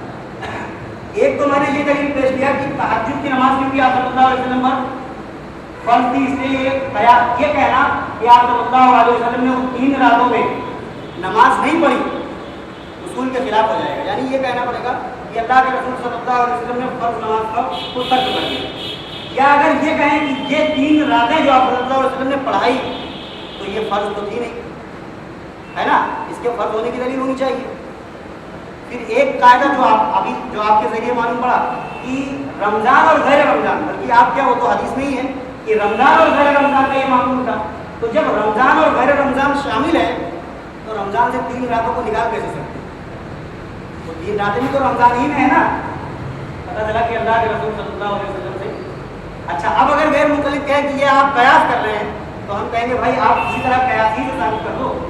کم سے کم ہمارے پاس دلیل میں قیاس تو موجود ہے, ان کے پاس تو قیاس بھی نہیں ہے, تو قیاس کو اوپر مانتے بھی نہیں ہیں. ٹھیک ہے. ایک دوسری بات, اجماع کو ماننے کی کیا دلیل ہے ہمارے پاس؟ اجماع کو ماننے کی ہمارے پاس قرآن پاک میں تو وہ دلیل ہے کہ اللہ تبارک و تعالیٰ نے کہا کہ جب ہدایت آ گئی مسلمانوں کے پاس, ہدایت آ جانے کے بعد مسلمانوں کے راستے سے جو شخص الگ راستہ اختیار کرے گا ہم اس کو جانے دیں گے اسی راستے پر. یہ اجماع کے منکرین پر اس سے استدلال کیا گیا ہے اس آیت پر, یعنی اجماع کو ثابت کیا گیا ہے اس آیت پر. آپ جا کر دیکھ لیں اجماع اور قیاس کی دلیل. محدث اعظمی رحمۃ اللہ علیہ کی ایک کتاب ہے, اس میں اس آیت کو پیش کر کے اجماع ثابت کیا گیا. قیاس کی دلیل تو ہے یاد ہے, لیکن اجماع کی دلیل میں بتا رہا ہوں. اس کے علاوہ بھی اور بھی دلیلیں ہیں, جیسے اللہ کے رسول صلی اللہ علیہ وسلم کی وہ حدیث کی جماعت پر اللہ تبارک و تعالیٰ کا ہاتھ ہوتا ہے. تو جماعت سے الگ نکلنے والی بات. اس طریقے سے ایک اور ہے کہ جو بکری, وہ حدیث مجھے معلوم نہیں کون سی کتاب میں ہے, آپ لوگوں کو یاد ہو تو بتا دیں کہ جو بکری ریوڑ سے الگ نکل جاتی ہے اس کو بھیڑیا اپنا شکار کر لیتا ہے, یہ حدیث ہے کیا؟ نہیں, یہ ہے کیا؟ یہ تو تمام چیزیں اجماع کو ماننے کی تو نہیں ہے نا. اجماع کو ماننا کہ اجماع واجب ہے, اس کو مانا جائے, اس کی دلیل تو یہ نہیں ہے نا. نہ یہ والی حدیث ہے, نہ یہ اللہ الجماع والی حدیث ہے. نہیں, وہ آیت ہے کہ نہیں جو میں نے پیش کیا, آیت کا ترجمہ جو میں نے کہا کیسے ثابت کریں اس کو؟ میں کہہ رہا ہوں کہ محدث اعظمی رحمۃ اللہ علیہ نے اس کے علاوہ اور بھی بہت سی کتابوں میں جہاں یہ آیت آئی ہے وہاں اس سے اجماع پر استدلال کیا گیا. کیسے کریں وہ؟ یہ کہا گیا کہ جب مسلمان کسی بات پر جمع ہو گئے, ہدایت پر آ گئی, اور اس کے بعد انہوں نے الگ راستہ اختیار کیا اگر کسی نے, تو اس کے علاوہ ایک اور دلیل موجود ہے. اللہ کے رسول صلی اللہ علیہ وسلم نے کہا کہ میری امت کبھی گمراہی پر جمع نہیں ہو سکتی، یہ بھی اجماع کی دلیل ہے۔ بات سمجھ رہے ہیں؟ اللہ کے رسول صلی اللہ علیہ وسلم کی حدیث بہت مشہور ہے کہ میری امت کبھی جی کہ میری امت کبھی بھی جو ہے نا، آپ کھڑے ہو کر وہ بتا دیں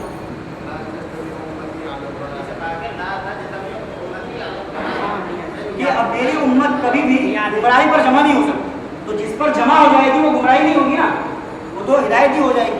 تو ایسے تو وہ بھی ہیں، اور جمع کی دلیل آ گئی کیا؟ وہ تو غیر مقلد کہیں گے ہم بھی اجماع، ہمارے پاس بھی جماعت ہے لہٰذا نہیں، آپ سنیے ایک ہے ان کے پاس جماعت نا، بڑی جماعت ہے یا چھوٹی جماعت؟ بڑی جماعت ہے یا چھوٹی جماعت؟ کافی سارے ہیں وہ بھی کافی سارے سے مراد کیا ہوگا؟ مطلب ہم مقلدین جتنے ہیں اس کے آدھا بھی ہیں کیا غیر مقلد؟ سعودیہ بھی یہاں سے زیادہ ہیں، ہیں؟ سعودی والے کہیں گے ہماری تعداد یہاں زیادہ سعودی ہے۔ تو ایک ملک ہوا نا، سعودی تو ایک ملک ہے نا، ہم کہہ رہے ہیں کہ ہیں کیا اتنے؟ نہیں، ایک منٹ، اسی بات یہ ہے کہ سعودی کے اندر یہ کہنا کہ وہ لوگ جو ہے غیر مقلد ہو گئے۔ آپ دیکھیے امام احمد کا لیٹسٹ ابھی جدید فتویٰ ہے کہ ہم لوگ اہل سنت والجماعت میں سے امام احمد بن حنبل رحمۃ اللہ علیہ مقلد ہیں، غیر مقلد نہیں۔ ابھی دیکھیے دارالعلوم دیوبند میں لوگوں نے دورہ کیا تھا، اس کے بعد یہ فتویٰ انٹرنیٹ پر بھی آ گیا ہے اور وہ میرے پاس بھی موجود ہے، میرے رسالے میں بھی انشاءاللہ وہ آنے والا ہے، سمجھ رہے؟ اس کے علاوہ اجماع پر اور بھی بہت سارے دلائل۔ اچھا، کسی بات پر جمع ہو جانا، اجماع ہو جائے کسی بات پر لوگ جمع ہو جائے تو اجماع کہلائے گا یا نہیں کہلائے گا؟ کہلائے گا نا۔ اجماع تو کہلائے گا، لیکن اجماع کو ماننے کی دلیل کیا ہے؟ اجماع کو ماننے کی ایک دلیل تو قرآن پاک کی آیت سے میں نے دیا، اس پر استدلال یہی کیا گیا، اجماع کو ثابت کیا گیا۔ اس کے علاوہ جو ہے نا دوسری میں نے یہ کہ اللہ کے رسول صلی اللہ علیہ وسلم نے کہا کہ میری امت گمراہی پر جمع نہیں ہوگی، جبکہ وہاں لفظ جمع بھی ہے، سمجھ رہے؟ تو یہ اجماع کی دلیل ہے۔ ابھی یہی دو دلیلیں یاد ہیں، اور بھی دلیلیں آپ کے سامنے انشاءاللہ تو ہر بات ہو سکتا ہے، کچھ یاد آ جائے تو بیان کروں۔ میں یہ بتا رہا تھا کہ عملی طور پر بھی غیر مقلدین اجماع کے منکر ہیں، جیسے 20 رکعت تراویح اور ایک مجلس کی دی ہوئی 3 طلاق 3 ہوتی ہے، اس پر حدیث بھی موجود ہے اور اجماع بھی موجود ہے۔ غیر مقلدین یہاں حدیث کی رٹ تو لگاتے ہیں لیکن اجماع نہیں مانتے، عملی طور پر وہ اجماع کا انکار کرتے ہیں۔ اب اس کے علاوہ آپ سنیے، ہمارے پاس ایک دلیل چوتھی ہے قیاس، ہم قیاس کو مانتے ہیں، غیر مقلدین قیاس کو نہیں مانتے۔ ہم یہ کہتے ہیں کہ اگر قیاس کو نہ مانیں تو جو عمل کریں گے اس پہلو سے، یعنی قیاسی پہلو جس پر آ جائے، جو قیاس کے ذریعے جو مسائل حل کیا جائے وہاں غیر مقلد بے دلیل ہو اور ہم با دلیل ہو۔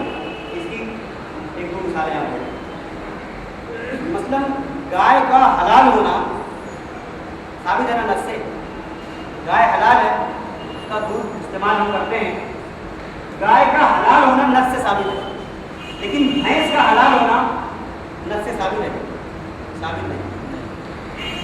اچھا، بھینس کا حرام ہونا یہ بھی نص سے ثابت ہے، بھینس کے دودھ کو بھی استعمال کیا جا رہا ہے اور اس کے گوشت کو بھی استعمال کیا جا رہا ہے، اس کی ہڈیاں بھی استعمال میں آ رہی ہیں، تو یہ چیزیں ہم ہی کرتے ہیں یا غیر مقلدین بھی کرتے ہیں؟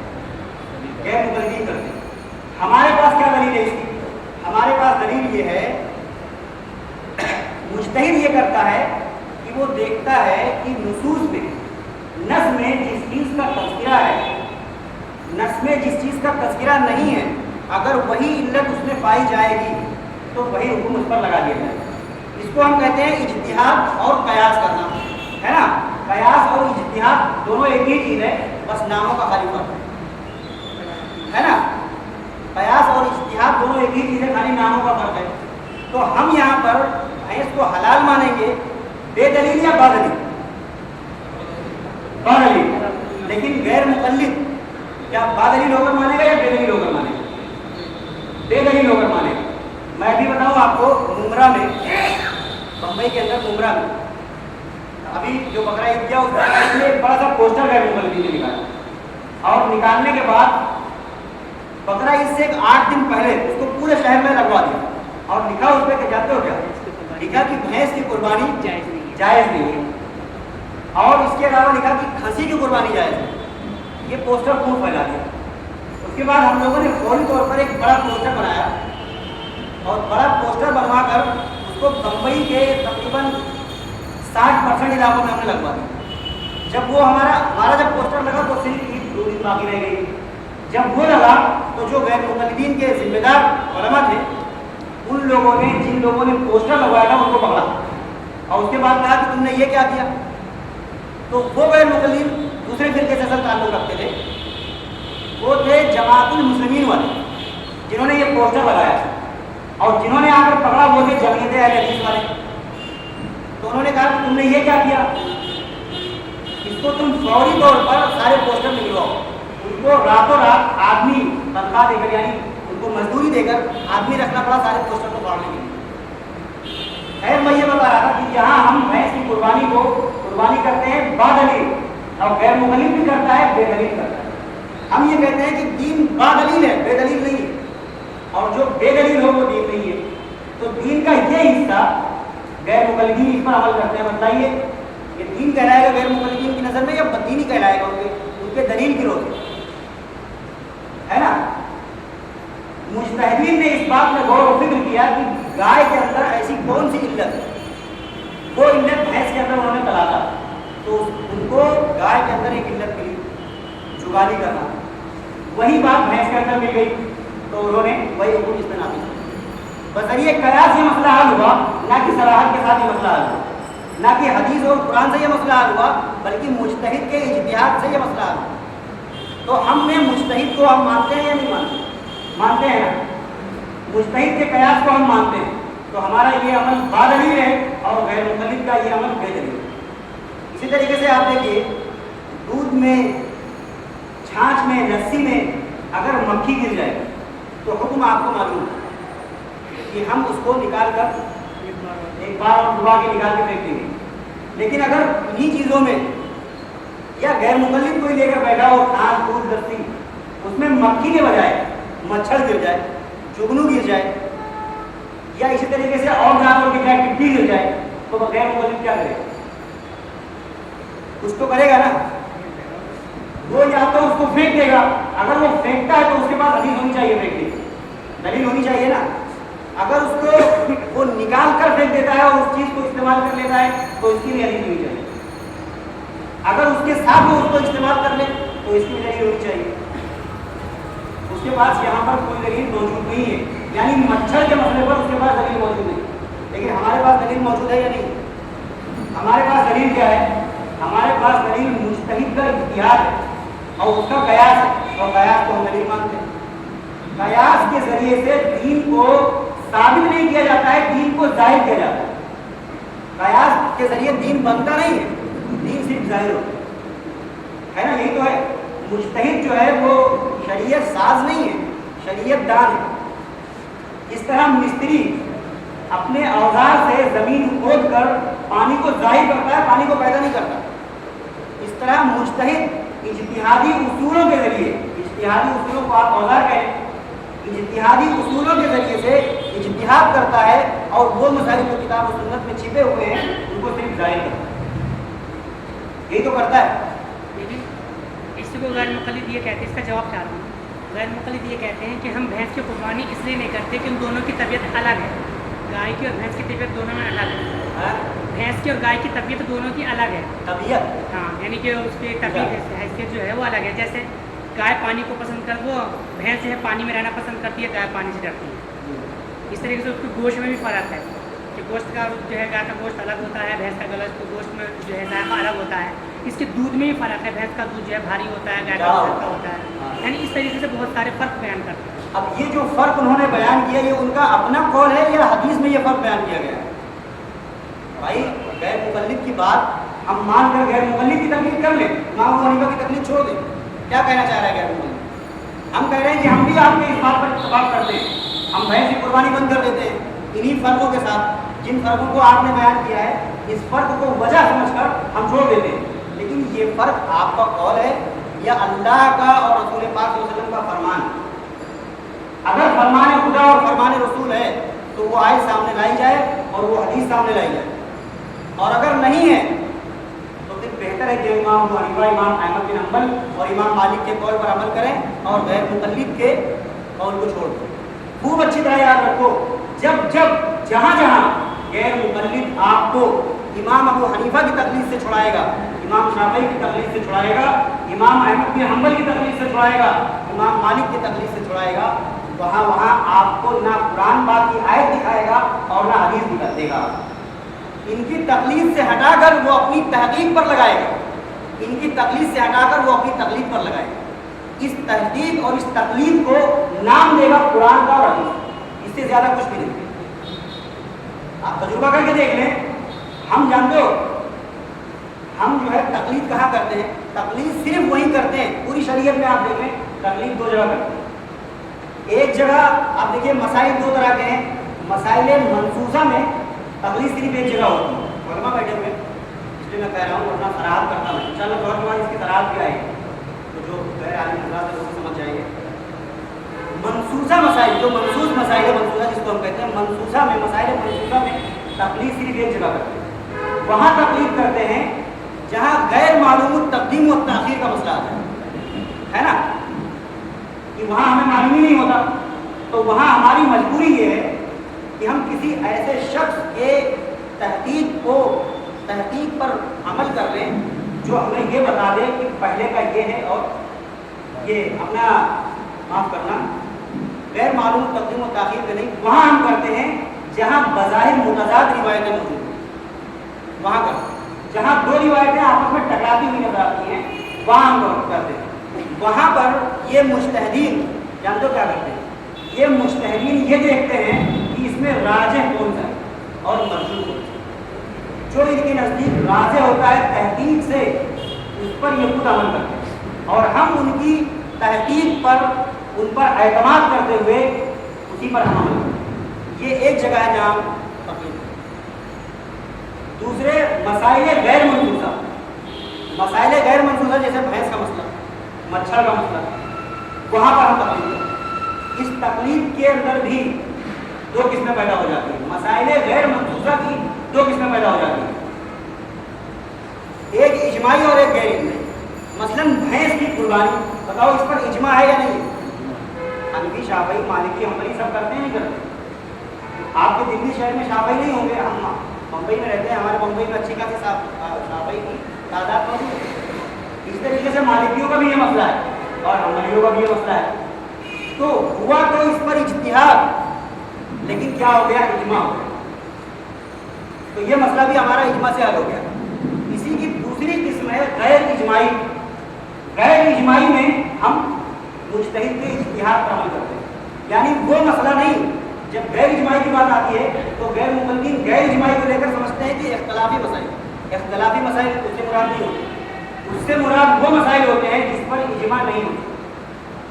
جیسے اللہ کے رسول صلی اللہ علیہ وسلم کو بہت سی صفات دی گئی تھی نا، ان میں سے ایک صفت آپ صلی اللہ علیہ وسلم کو یہ دی گئی تھی کہ آپ صلی اللہ علیہ وسلم ایک کلمہ کہتے تھے، وہ اتنا جامع ہوتا تھا کہ کئی مفہوم سے ایک چھوٹی سی حدیث ہے، آپ لوگوں کو بھی یاد ہوگی کہ ایک بچے صحابی تھے، وہ ایک پرندہ لیے ہوئے تھے، ان کا پرندہ مر گیا، تو اللہ کے رسول صلی اللہ علیہ وسلم نے ان سے کہا کیا اللہ انہیں وہ پرندہ تھا؟ ہاں، اتنی سی حدیث ہے۔ اس حدیث سے مجتہدین نے بہت سے مسائل حل کر دیے۔ کسی نے یہ کہا کہ اس میں اس بات کا جواز موجود ہے کہ بچے کو پرندہ دیا جا سکتا ہے، کسی نے یہ کہا کہ اس میں اس بات کا جواز موجود ہے کہ انسان بڑے کو چاہیے کہ بچے کے سطح پر آ کر بات کرے، کسی نے یہ کہا کہ اس میں اس بات کا جواز موجود ہے کہ بچے کا نام ابو لگا کر رکھا، تو بہت سے مسائل حل کر دیے گئے، لیکن ان مسائل پر اجماع نہیں ہوتا، اس لیے یہ غیر اجماعی ہے۔ ایسے غیر اجماعی مسائل پر ہم ان پہلوؤں پر عمل کرتے ہیں جو پہلو امام ابو حنیفہ کے نزدیک راجح ہوتا ہے، شافعی ان پہلوؤں پر عمل کرتے ہیں جو امام شافعی کی تحقیق میں راجح ہوتا ہے۔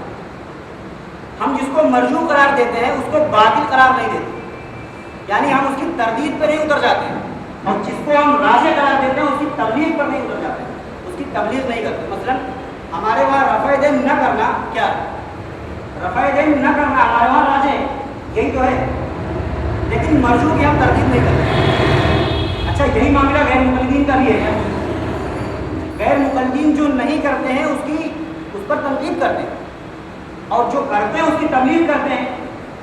یہاں پر ہم جو ہے نا ما انا علیہ و صحابی کے دائرے میں، غیر مقلدین یہاں پر ما انا علیہ و صحابی کے دائرے سے نکل گئے۔ صحابہ اکرام میں रफ़ा देन करने वाले भी थे और रफ़ा देन ना करने वाले भी थे या नहीं थे साहब? थे ना। इमाम के पीछे क़िरात करने वाले भी थे और ना करने वाले भी थे। जब जब गैर मुक़ल्लिद तनकीद करेगा कि जो लोग रफ़ा देन नहीं करते उनकी नमाज सही नहीं होती, तो ये तनकीद हम पर होगी या सहाबा पर? हम पर तो बहुत बाद में होगी, हम पर तो बहुत बाद में होगी, पहले सहाबा पर होगी। जब जब गैर मुक़ल्लिद ये कहेगा कि वो लोग, उन लोगों की नमाज नहीं होती जो इमाम के पीछे क़िरात नहीं करते, तो हम तनकीद का निशाना बाद में बनेंगे। ये तनकीद जानते हो किस पर हो रही है? ये उन सहाबा इकराम पर हो रही है जो इमाम के पीछे क़िरात नहीं करते। ऐसे ही है ना मतलब। मैं ये कह रहा हूँ कि गैर मुक़ल्लिदीन बराह रास्त शऊरी तौर पर या गैर शऊरी तौर पर सहाबा इकराम को टारगेट बनाए। हम सहाबा इकराम के दिफा में खड़े हुए। गैर मुक़ल्लिदीन यहाँ जानते हो आवाम को क्या कहते हैं? कहते हैं कि ये हदीस को छोड़कर इमाम अबू हनीफा के कौल पर अमल करते हैं। हम कहते हैं नहीं नहीं, ऐसी बात नहीं है। शान मुस्तफ़ा तो शान मुस्तफ़ा है, अज़मत सहाबा पर भी हम जान देंगे, सहाबा की अज़मत पर भी हम जान देंगे। हम सहाबा के दिफा में यहाँ खड़े, सहाबा की तरफ से दिफाई पोजीशन में हम हैं। सहाबा के ज़ात पर हमला करने का मौका नहीं दे रहे किसी। ये जो मैंने मिसाल दी, इस तरह से बहुत सारी मिसालें हैं। इस किस्म के हमले गैर मुक़ल्लिदीन, आप ये कहें जानकर कर रहे हैं या गैर अनजाने में कर रहे हैं, लेकिन कर रहे हैं। ऐसा होगा या नहीं होगा? सहाबा पर वो जरूरत पड़ेगी नहीं पड़ेगी जब हमारी नमाज को वाक़ई कहा जाएगा? होगा ना। जब हमारी नमाज को दुरुस्त नहीं कहा जाएगा तो उन सहाबा इकराम जो रफ़ा देन नहीं करते थे उनकी नमाज को कहा जाएगा नहीं कहा जाएगा? उनकी नमाज को पहले कहा जाएगा हमारी बात में। ठीक है। और अभी क्योंकि हज़रत बीच में सवाल करते रहे, तो आइना मजलिस जो हो उसमें मेरे हिसाब से दरमियान में सवाल ना करें तो बेहतर है।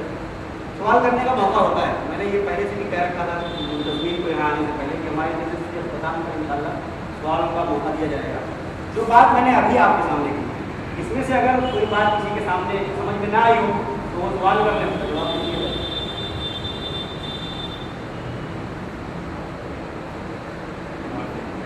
एक बात मेरे जहन में यह आ रही है, इसमें कयास के दलाइल छूट गए है ना। मतलब कयास के दलाइल छूट गए, मेरे हिसाब से वो भी आ जाए। कुछ तो आवाम में बैठे हुए ताकि वो समझ लें कि कयास हम करते क्यों। अल्लाह के रसूल सल्लल्लाहु अलैहि वसल्लम की खिदमत में एक खातून आई और कहा, या रसूलुल्लाह सल्लल्लाहु अलैहि वसल्लम, मेरे वालिदैन का इंतकाल हो गया, मैं अगर उनके तरफ से हज करूँ तो मेरा हज होगा या? आपने कहा कि देखो जो नए मसाइल दरपेश आ रहे हैं बहुत ज़्यादा उलझने की ज़रूरत नहीं है। उन मसाइल को लो और वो मसाइल देखो जिसकी सराहत, मैं मफ़हूम बयान कर रहा हूँ, जिसकी सराहत नस में मौजूद है उसको इतना करीब कर दो, इतना करीब कर दो कि वो नस के मुताबिक हो जाए। इस तरह वो मसला हल हो। ये कयास की दलील, इस तरह कयास किया गया।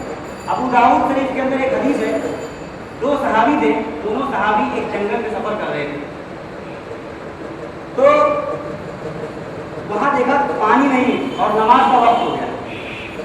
दोनों सहाबी ने तयम्मुम करके नमाज पढ़ लिया। कुछ दूर जब और चले तो पानी मिल गया। एक सहाबी ने वजू करके फिर से नमाज पढ़ी और दूसरे सहाबी ने नमाज नहीं पढ़ी। कहा कि बस एक वक्त जो नमाज मैंने पढ़ ली, एक वक्त की नमाज दोबारा नहीं पढ़ी। ये वाक़या अल्लाह के रसूल सल्लल्लाहु अलैहि वसल्लम की खिदमत में पेश किया गया। अल्लाह के रसूल सल्लल्लाहु अलैहि वसल्लम ने कहा कि तुमने भी सही किया और तुमने भी सही। जबकि आप देखिए कि सहाबा इकराम वहाँ बतरिए कयासी तो ये मसला कर रहे थे, कयासी कर रहे थे ना। अगर कयास दलील नहीं होता और कयास करना गलत होता तो सहाबी का ये अमल अल्लाह के रसूल सल्लल्लाहु अलैहि वसल्लम की खिदमत में जब पेश किया जाता तो आप सल्लल्लाहु अलैहि वसल्लम इसको कहते कि तुमने भी सही किया और तुमने भी सही किया। पता चला कि कयास की भी दलील है और कयास भी दलील है। गैर मुक़ल्लिदीन आमतौर पर ये कहते हैं कि हम इजमा को मानते हैं, लेकिन उस इजमा को मानते हैं जो कुरान और हदीस वाला इजमा है। समझ रहे? यहाँ देखो बहुत आसानी के साथ धोखा दे दिया गैर मुक़ल्लिदीन।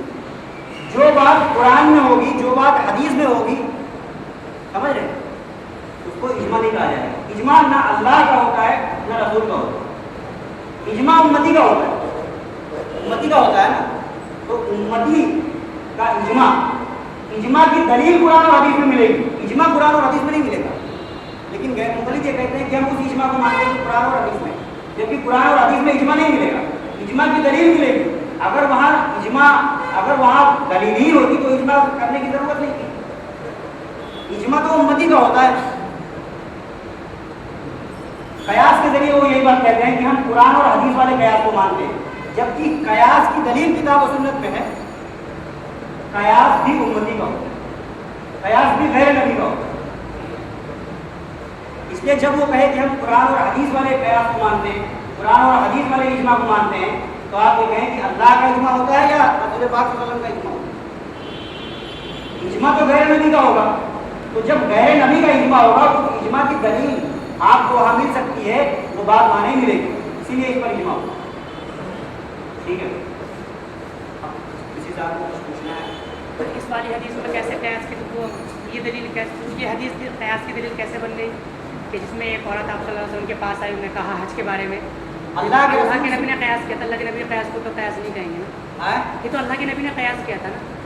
اللہ کے رسول صلی اللہ علیہ وسلم، اللہ کے رسول صلی اللہ علیہ وسلم نبی کے قیاس، نبی قیاس بھی کرتے ہیں، نبی اجتہاد بھی کرتے ہیں۔ یہ تو اللہ کے نبی کے قیاس کو تو قیاس نہیں کہیں گے نا، وہ تو حدیث بن جائے گی۔ یہ قیاس کی دلیل مانی گئی کہ اللہ کے رسول صلی اللہ علیہ وسلم نے قرضدار پر حج کو قیاس کیا، اور اس کے ذریعے یہ کہا کہ اگر قرضدار ہوتے تمہارے پیرنٹس، تمہارے والدین، تو تم اس کو ادا کرتے۔ یہ تو سمجھانے کے لیے کہا ہے نا صرف، لیکن اللہ کے نبی کی بات کو تو قیاس نہیں کہیں گے۔ میری بات جس طرح اللہ کے رسول صلی اللہ علیہ وسلم نے سمجھانے کے لیے کہا نا، لیکن بذریعہ قیاس ہی کہا نا۔ اللہ کے رسول صلی اللہ علیہ وسلم، ابھی آپ یہ اصول ہے کہ غیر نبی کے عمل کو قیاس کہا جاتا ہے کہ وہ قیاس کرے، یہاں تو اللہ کے نبی قیاس کر رہے ہیں نا، میں جو ہے نا قیاس کی دلیل دے رہا ہوں، نہ کہ یہ کہ اللہ کے رسول صلی اللہ علیہ وسلم کے قیاس کو ثابت کر رہا ہوں، میں قیاس کی دلیل دے رہا ہوں کہ قیاس کس طرح ہوتا ہے، یہ قیاس کی دلیل ہے۔ لیکن میری سمجھ میں تو یہ والی حدیث قیاس کرنے کے لیے حضرت معاذ بن جبل رضی اللہ عنہ کا جو واقعہ ہے وہ قیاس کے دلیل تو بن سکتا ہے کہ ہاں، آپ وہ نے بھی کہا بن تھا کہ سکتا ہے۔ آپ جو ہے جو اس کے بعد ہے نا آپ قیاس کر لینا آگے چل کے، وہ بھی قیاس کی دلیل بن سکتا ہے۔ اور یہ جو میں نے بیان کیا ہے اس کو بھی آپ دیکھیے، قیاس کی دلیل میں اس کو بیان کیا جا رہا ہے۔ مثلاً ابھی میں نے وہ کتاب بتایا تھا اجماع اور قیاس کی دلیل، محدث آدمی رحمۃ اللہ علیہ والی، یہ حدیث اس میں بھی ذکر کی گئی ہے، اس کے علاوہ اور بھی کتابوں میں اس کو قیاس کی دلیل ہے۔ مثلاً دیکھیے آپ مولانا امین صفدر غربی رحمۃ اللہ علیہ کی تجلیات صفدر، اس میں بھی یہ حدیث بیان کی گئی اور اس میں بھی اس سے قیاس ثابت ہے۔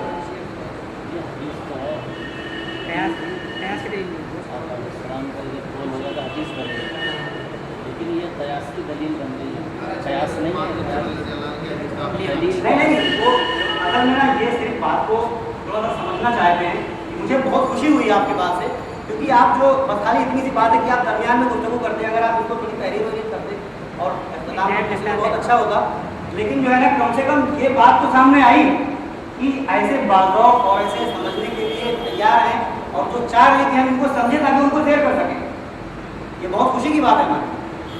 خیر، وہ جو حج اور قرض والی اس کا مسئلہ یہ بتایا ہے کہ ان صحابی عورت نے حج کے تعلق سے معلوم کیا تو آپ نے قرض کا نام لیے بغیر اگر یہ تذکرہ کیا ہوتا کہ ہاں ان پر حج فرض تھا تو ان کی طرف سے ادا کرو، ادا ہوگا، تب تو یہ آپ کا حکم ہوتا ہے حدیث۔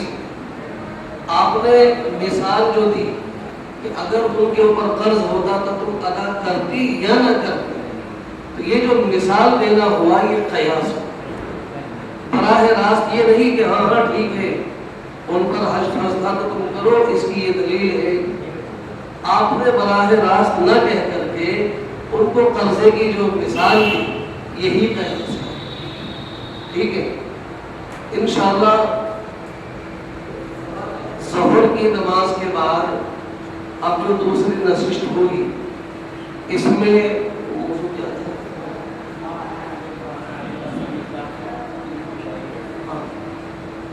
ظہر کے بعد جو نشست ہوگی وہ اس نشست کا عنوان ہے تقلید کی شرعی حیثیت کیا ہے اور ما انا علیہ و اصحابی کے اصل مصداق کون ہے۔ یہ ظہر کے بعد انشاءاللہ نشست ہوگی اور وہ باقاعدہ آپ کو बोर्ड पर लिख करके भी समझाया जाएगा, बता करके भी समझाया जाएगा। अब छुट्टी होगी, उसके बाद इंशाल्लाह खाना होगा, खाने से फारिग हो के आप लोग जो ज़ोहर की नमाज 1:30 बजे अदा करेंगे और 2:30 बजे से फिर ये नशिश शुरू हो जाएगी इंशाल्लाह। जिन हजरात को के जहन में कोई भी सवाल सबक के दौरान आए उसको लिखते रहें, बीच में सवाल न किया जाए। जब सवाल जवाब का मौका दिया जाए उस वक्त आप वो पर्चे अपने भेजे लिख करके, पर्चे की शक्ल में आपका सवाल आएगा और उसी के एतबार से उसका जवाब दिया जाएगा। दरमियान में जुबानी सवाल करने की इजाज़त नहीं होगी। सवाल जवाब के वक्त भी जुबानी सवाल करने की इजाज़त नहीं होगी। सवाल आप लिख कर के रखेंगे और जब मौका दिया जाएगा उस मौके पर आप वो सवालात के पर्चे पेश करेंगे, उसके मुताबिक आपके जवाब दिए जाएंगे।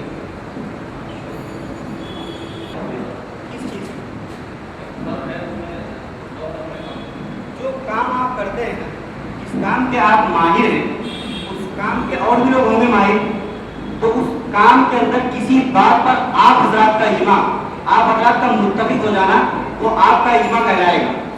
लेकिन उसको दीन का इज्मा नहीं कहलाएगा, क्योंकि आप इस दीन के माहिर नहीं है ना। अगर दीनी मामले में मुफस्सिर किसी बात पर, किसी तफसीर पर इज्मा कर लें तो वो मुफस्सिरीन का इज्मा कहलाएगा। जैसे ये बात आपने पढ़ी होगी किताबों में कि मुफस्सिरीन का इस बात का इज्मा है। इसी तरीके से जो अहले इज्तिहाद है, अगर मुज्तहिद किसी बात पर इत्तफाक कर लें तो यह कहलाया जाएगा कि मुज्तहिदीन का इस बात पर इज्मा है। अगर इसी तरीके से और भी फनकार जो हैं, फन है, जैसे अहले लुगत का इस बात पर इज्मा है, मुहद्दिसीन का इस बात पर इज्मा है। बात यह है कि फनकार के फन का, उस फन में बहुत सारे लोग हैं, उन तमाम फनकारों की किसी बात पर जमा हो जाने से उसका इज्मा कहलाएगा। लेकिन दीन में जो इज्मा होगा वो दीन के माहिरीन का जमा हो जाना ही इज्मा कहलाएगा। समझ रहे हैं? जो दलील है, अब किसी काम के अपने अपने एतबार से तो वो दीन तो नहीं होगा। सहाबा के अलावा दूसरे लोगों का भी माना जाएगा। जैसे इज्तिहाद है, इज्तिहाद तो कोई एक आदमी ने इज्तिहाद किया, अब उसका तो मतलब ये है कि इज्तिहाद अगर सही किया तो 2 सवाब है, नहीं किया तो एक सही नहीं हुआ तो 1 सवाब हो। उसको तो फॉलो किया हमने, अगर किया तो 1 सवाब के साथ हम भी गए, और गलत सही गया तो 2 सवाब के साथ गए। तो उसमें तो गुंजाइश ही नहीं है कि कोई इज्मा हो, क्योंकि कई सारे लोग बैठे हुए बात है जमा होगी लोगों की तभी इज्मा हो। और जब किसी ने इज्तिहाद किया तो उस पर डाउट की कोई सिचुएशन ही नहीं, तो बनता नहीं। अगर डाउट है तो फिर इज्तिहाद होगी, कोई वैल्यू नहीं। इज्तिहाद किया तो इज्तिहाद तो जो भी सामने आएगा उसको माना जाएगा। अगर उनके रोशनी में डाउट में आता है कि वैसा की आदमी इज्तिहाद करने के कैपेबल है कि नहीं, इज्तिहाद का तो ये है। अब इज्मा सहाबा की बात में ये मैं पूछना चाह रहा था कि इज्मा सिर्फ सहाबियों का इज्मा माना जाएगा या और लोगों का इज्मा की भी वैल्यू है? हाँ, देखिए सहाबा इकराम का इज्मा भी माना जाएगा और सहाबा के बाद के दौर जो है जैसे ताबईन का इज्मा और तबे ताबईन का इज्मा, अगर ये इन लोगों ने भी किसी बात पर इज्मा कर लिया है तो इनका भी इज्मा माना जाएगा। सेमी पोजीशन कयास की भी है। और जो जैसे जो इज्मा का है पोजीशन कोई कयास की है, कयास भी लोगों का माना जाएगा। कयास तो बाद के लोगों का भी माना जाएगा ना, लेकिन उसूल जो उन लोगों ने तय किया है उन्हीं उसूल के तय होना चाहिए। मसलन आप देखिए, जैसे हम कहते हैं कि मुज्तहिदीन की कैटेगरी है, उनके दर्जात हैं। मसलन इमाम मोहम्मद भी मुज्तहिद, इमाम यूसुफ भी मुज्तहिद, लेकिन मुज्तहिद होने के साथ साथ मुक़ल्लिद भी हैं। इमाम आज़म अबू हनीफा रहमतुल्लाह अलैह ने इज्तिहाद करने के उसूल निकाले। इन्होंने नहीं, अपनी बात समझ, मैं आपकी बात को समझाने के लिए ये मिसाल दूँ।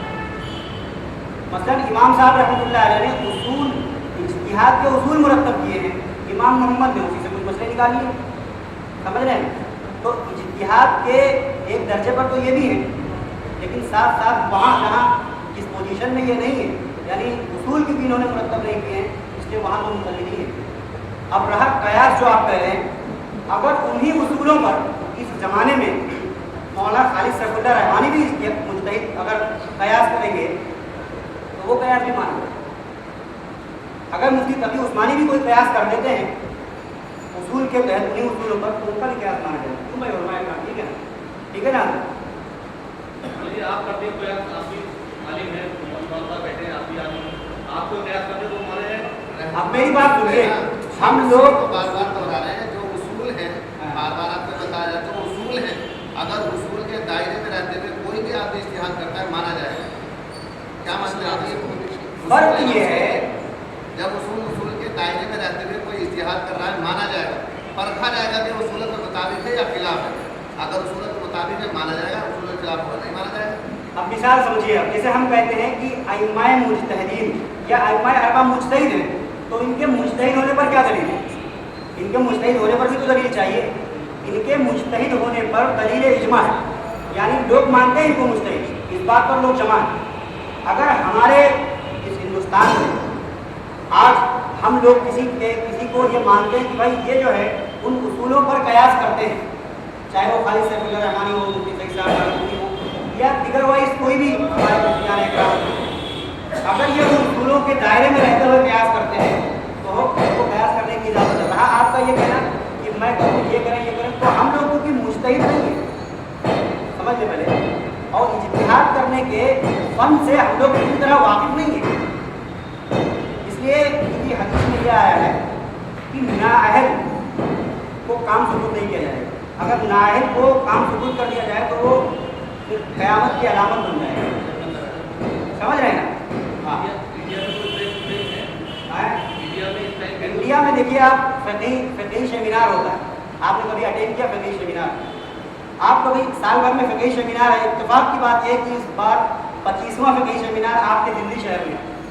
آپ وہاں شریک ہو جائیں، آپ سمجھیں گے، اس بات کو سمجھیں گے کیسے اجتہاد کیا جاتا ہے. جو درپیش نئے مسائل جو پیش آتے ہیں، تقریباً 400 ساڑھے 400 کے قریب مفتیان اکرام پورے شہر سے، پورے ہندوستان سے بلائے جاتے ہیں، باہر ممالک سے بھی آتے ہیں. ان لوگوں کے سامنے وہ مسائل پیش کیے جاتے ہیں، وہ اپنے اپنے یعنی رائے پیش کرتے ہیں. اس کے بعد کوئی بات نہیں کی جاتی. تو اس طرح کیا جاتا ہے. مفتی مولانا خالد سیف اللہ رحمانی صاحب اس موضوع پر کام کرتے ہیں، ٹھیک ہے نا؟ اس کے 18 شرطیں ہیں کسی کے مجتہد ہونے کی. کون اختیار کر سکتے ہیں؟ 18 شرطیں ہیں جو فتاوی رحیمہ 10 جلد نمبر 10 میں لکھی ہے، آپ پڑھ لیں. ٹھیک ہے. ہونا، آپ کا معاملات میں کھڑا ہونا، آپ کے چہرے پر داڑھی، آپ کا سرئی لباس، یہ سب چیزیں ان کو یہ کہنے پر مجبور نہیں کرے گا کہ یہ بھی اہل سنت والجماعت ہے. لیکن اگر ان کے پیمانے پر آپ آ جائیں تو چاہے آپ عید میلاد النبی کے جلوس میں نکل کر فرض نمازیں چھوڑتے رہیں، چاہے جو بھی کرتے رہیں، لیکن آپ ان کے نزدیک کون ہو جاتے ہو؟ آپ ان کے نزدیک اہل سنت والجماعت. یہ ان کا خود کا بنایا ہوا، خود ساختہ بنایا ہوا ان کا یہ پیمانہ ہے. ہم ان کے اس پیمانے پر کبھی آ سکتے ہیں؟ کبھی نہیں. ایک اور فرقہ ہے، اس نے بھی اپنا ایک پیمانہ بنایا. اس نے یہ پیمانہ بنایا کہ تقلید کو شرک کہو، مقلدین کو مشرک کہو. تقلید کو شرک کہو، مقلدین کو مشرک کہو. ائمہ اربعہ کو، امام ابو حنیفہ، امام مالک، امام شافعی، امام احمد بن حنبل رحمۃ اللہ علیہ، ان کو امت میں تفرقہ پیدا کرنے والا کہو. اور یہ کہو کہ انہوں نے ایک دین کو 4 حصوں میں بانٹ دیا. قرآن پاک اور صحیح حدیث پر عمل کا صرف دعویٰ کرو، عمل نہ کرو. تو آپ ان کے نزدیک جانتے ہو، آپ ان کے نزدیک اہل حدیث، آپ ان کے نزدیک ہیں اہل حدیث. خلفائے راشدین کی سنت کو بدعت کہو تو آپ ان کے نزدیک کون ہیں؟ یہ ان کا خود ساختہ بنایا ہوا پیمانہ ہے. ہم ان کے اس پیمانے پر کبھی آ سکتے ہیں؟ کبھی نہیں آئیں گے انشاءاللہ. اچھا، یہ ان باطل فرقوں کے اپنے اپنے پیمانے ہیں، تو ہمارا اپنا تو کوئی پیمانہ ہونا چاہیے جس پر ہم لوگوں کو آنے کی دعوت ہے. ہونا چاہیے نہیں ہونا چاہیے؟ ہمارا اپنا پیمانہ کیا؟ یہ ایک سوال ہے آپ لوگوں سے کہ ہمارا اپنا پیمانہ کیا جس پر ہم لوگوں کو آنے کی دعوت ہے؟ جی ہاں، دیکھیے اللہ کے رسول صلی اللہ علیہ وسلم نے کہا کہ بنی اسرائیل 72 فرقوں میں بٹ گئی تھی، میری امت 73 فرقوں میں بٹے گی. ایک فرقہ جنت میں جائے گا اور یہ جہنم میں جائیں گے. صحابہ کرام نے پوچھا یا رسول اللہ صلی اللہ علیہ وسلم جنت میں جانے والا فرقہ کون سا ہوگا؟ تو آپ صلی اللہ علیہ وسلم نے کہا ما انا علیہ واصحابی. یہ اللہ کے رسول صلی اللہ علیہ وسلم نے ہمیں ایک پیمانہ دیا کہ جس پر میں اور میرے صحابہ اس پر رہو, یہی نجات پانے والا فرقہ ہے. اس بات کو پیش کر کے غیر متعلقین ایک عجیب سوچا چھوڑ دیں. وہ کہتے ہیں کہ دیکھو ایک فرقہ جنت میں جائے گا, تم تو چار فرقے, تو چار کیسے جنت میں جاؤ گے؟ حنفی شافعی مالکی حنبلی, ایک تو ہم ہی ہیں, مطلب غیر متعلقین اپنے آپ کو کہتے ہیں.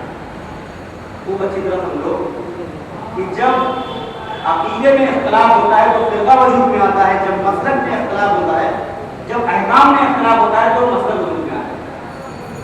حنفی شافعی مالکی حنبلی کا عقیدے میں اختلاف نہیں ہے, یہ چاروں ملا کر ایک فرقہ ہے. یہ چاروں ملا کر ایک فرقہ ہے. اور ہمارا ہم اہل سنت والجماعت کا غیر متعلقین سے عقیدے کا اختلاف ہے, اس لیے وہ ایک فرقہ ہے. اور پھر اس کے بعد اس فرقے میں کئی فرقے ہیں, بلکہ اس فرقے میں کئی فرقیاں ہیں چھوٹی چھوٹی. فرقہ جماعت المسلمین, غربا, اہل حدیث, اور جو ہے ثنائیہ, ستاریہ, یہ سارے فرقیاں ہیں چھوٹی چھوٹی. تو یہ بات آپ سمجھیں کہ ہم چاروں ملا کے ایک فرقہ ہیں, اور ہمارا پیمانہ کیا ہے؟ ما انا علیہ واصحابی. آج ہم یہاں پر اس پیمانے کو سمجھنے کے لیے بیٹھے. ظاہر سی بات ہے کہ اس پیمانے کو سمجھنا 5 منٹ کا کام ہے, لیکن ہر آدمی کا ذہن اس سطح پر آ جائے, ہر آدمی اس کو سمجھنے والا بن جائے. جیسے مجھ کو لگے گا کہ اب ہر آدمی پوری طرح متوجہ ہے اور اس بات کو سمجھنا چاہتا ہے, تو انشاءاللہ 5 منٹ میں اس کو سمجھا بھی دیتا ہے.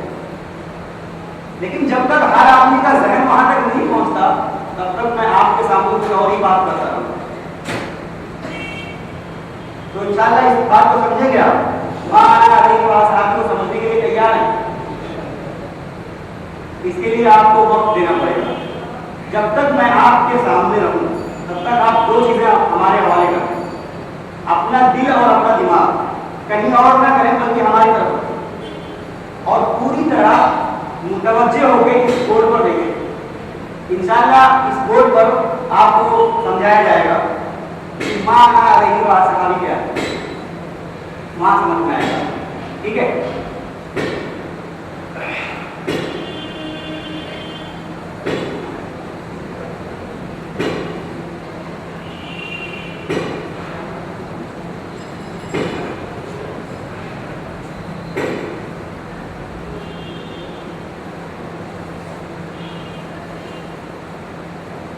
آپ لوگوں نے تکبیروں میں, مسجدوں کے بیان میں, یا موبائل کے اندر جو بیان آج کل واٹس ایپ کے ذریعے بھیجے جاتے ہیں, یا انٹرنیٹ میں, یہ تو سنا ہوگا کہ غیر نبی کی بات کو مان لینا تکلیف کہلاتا ہے.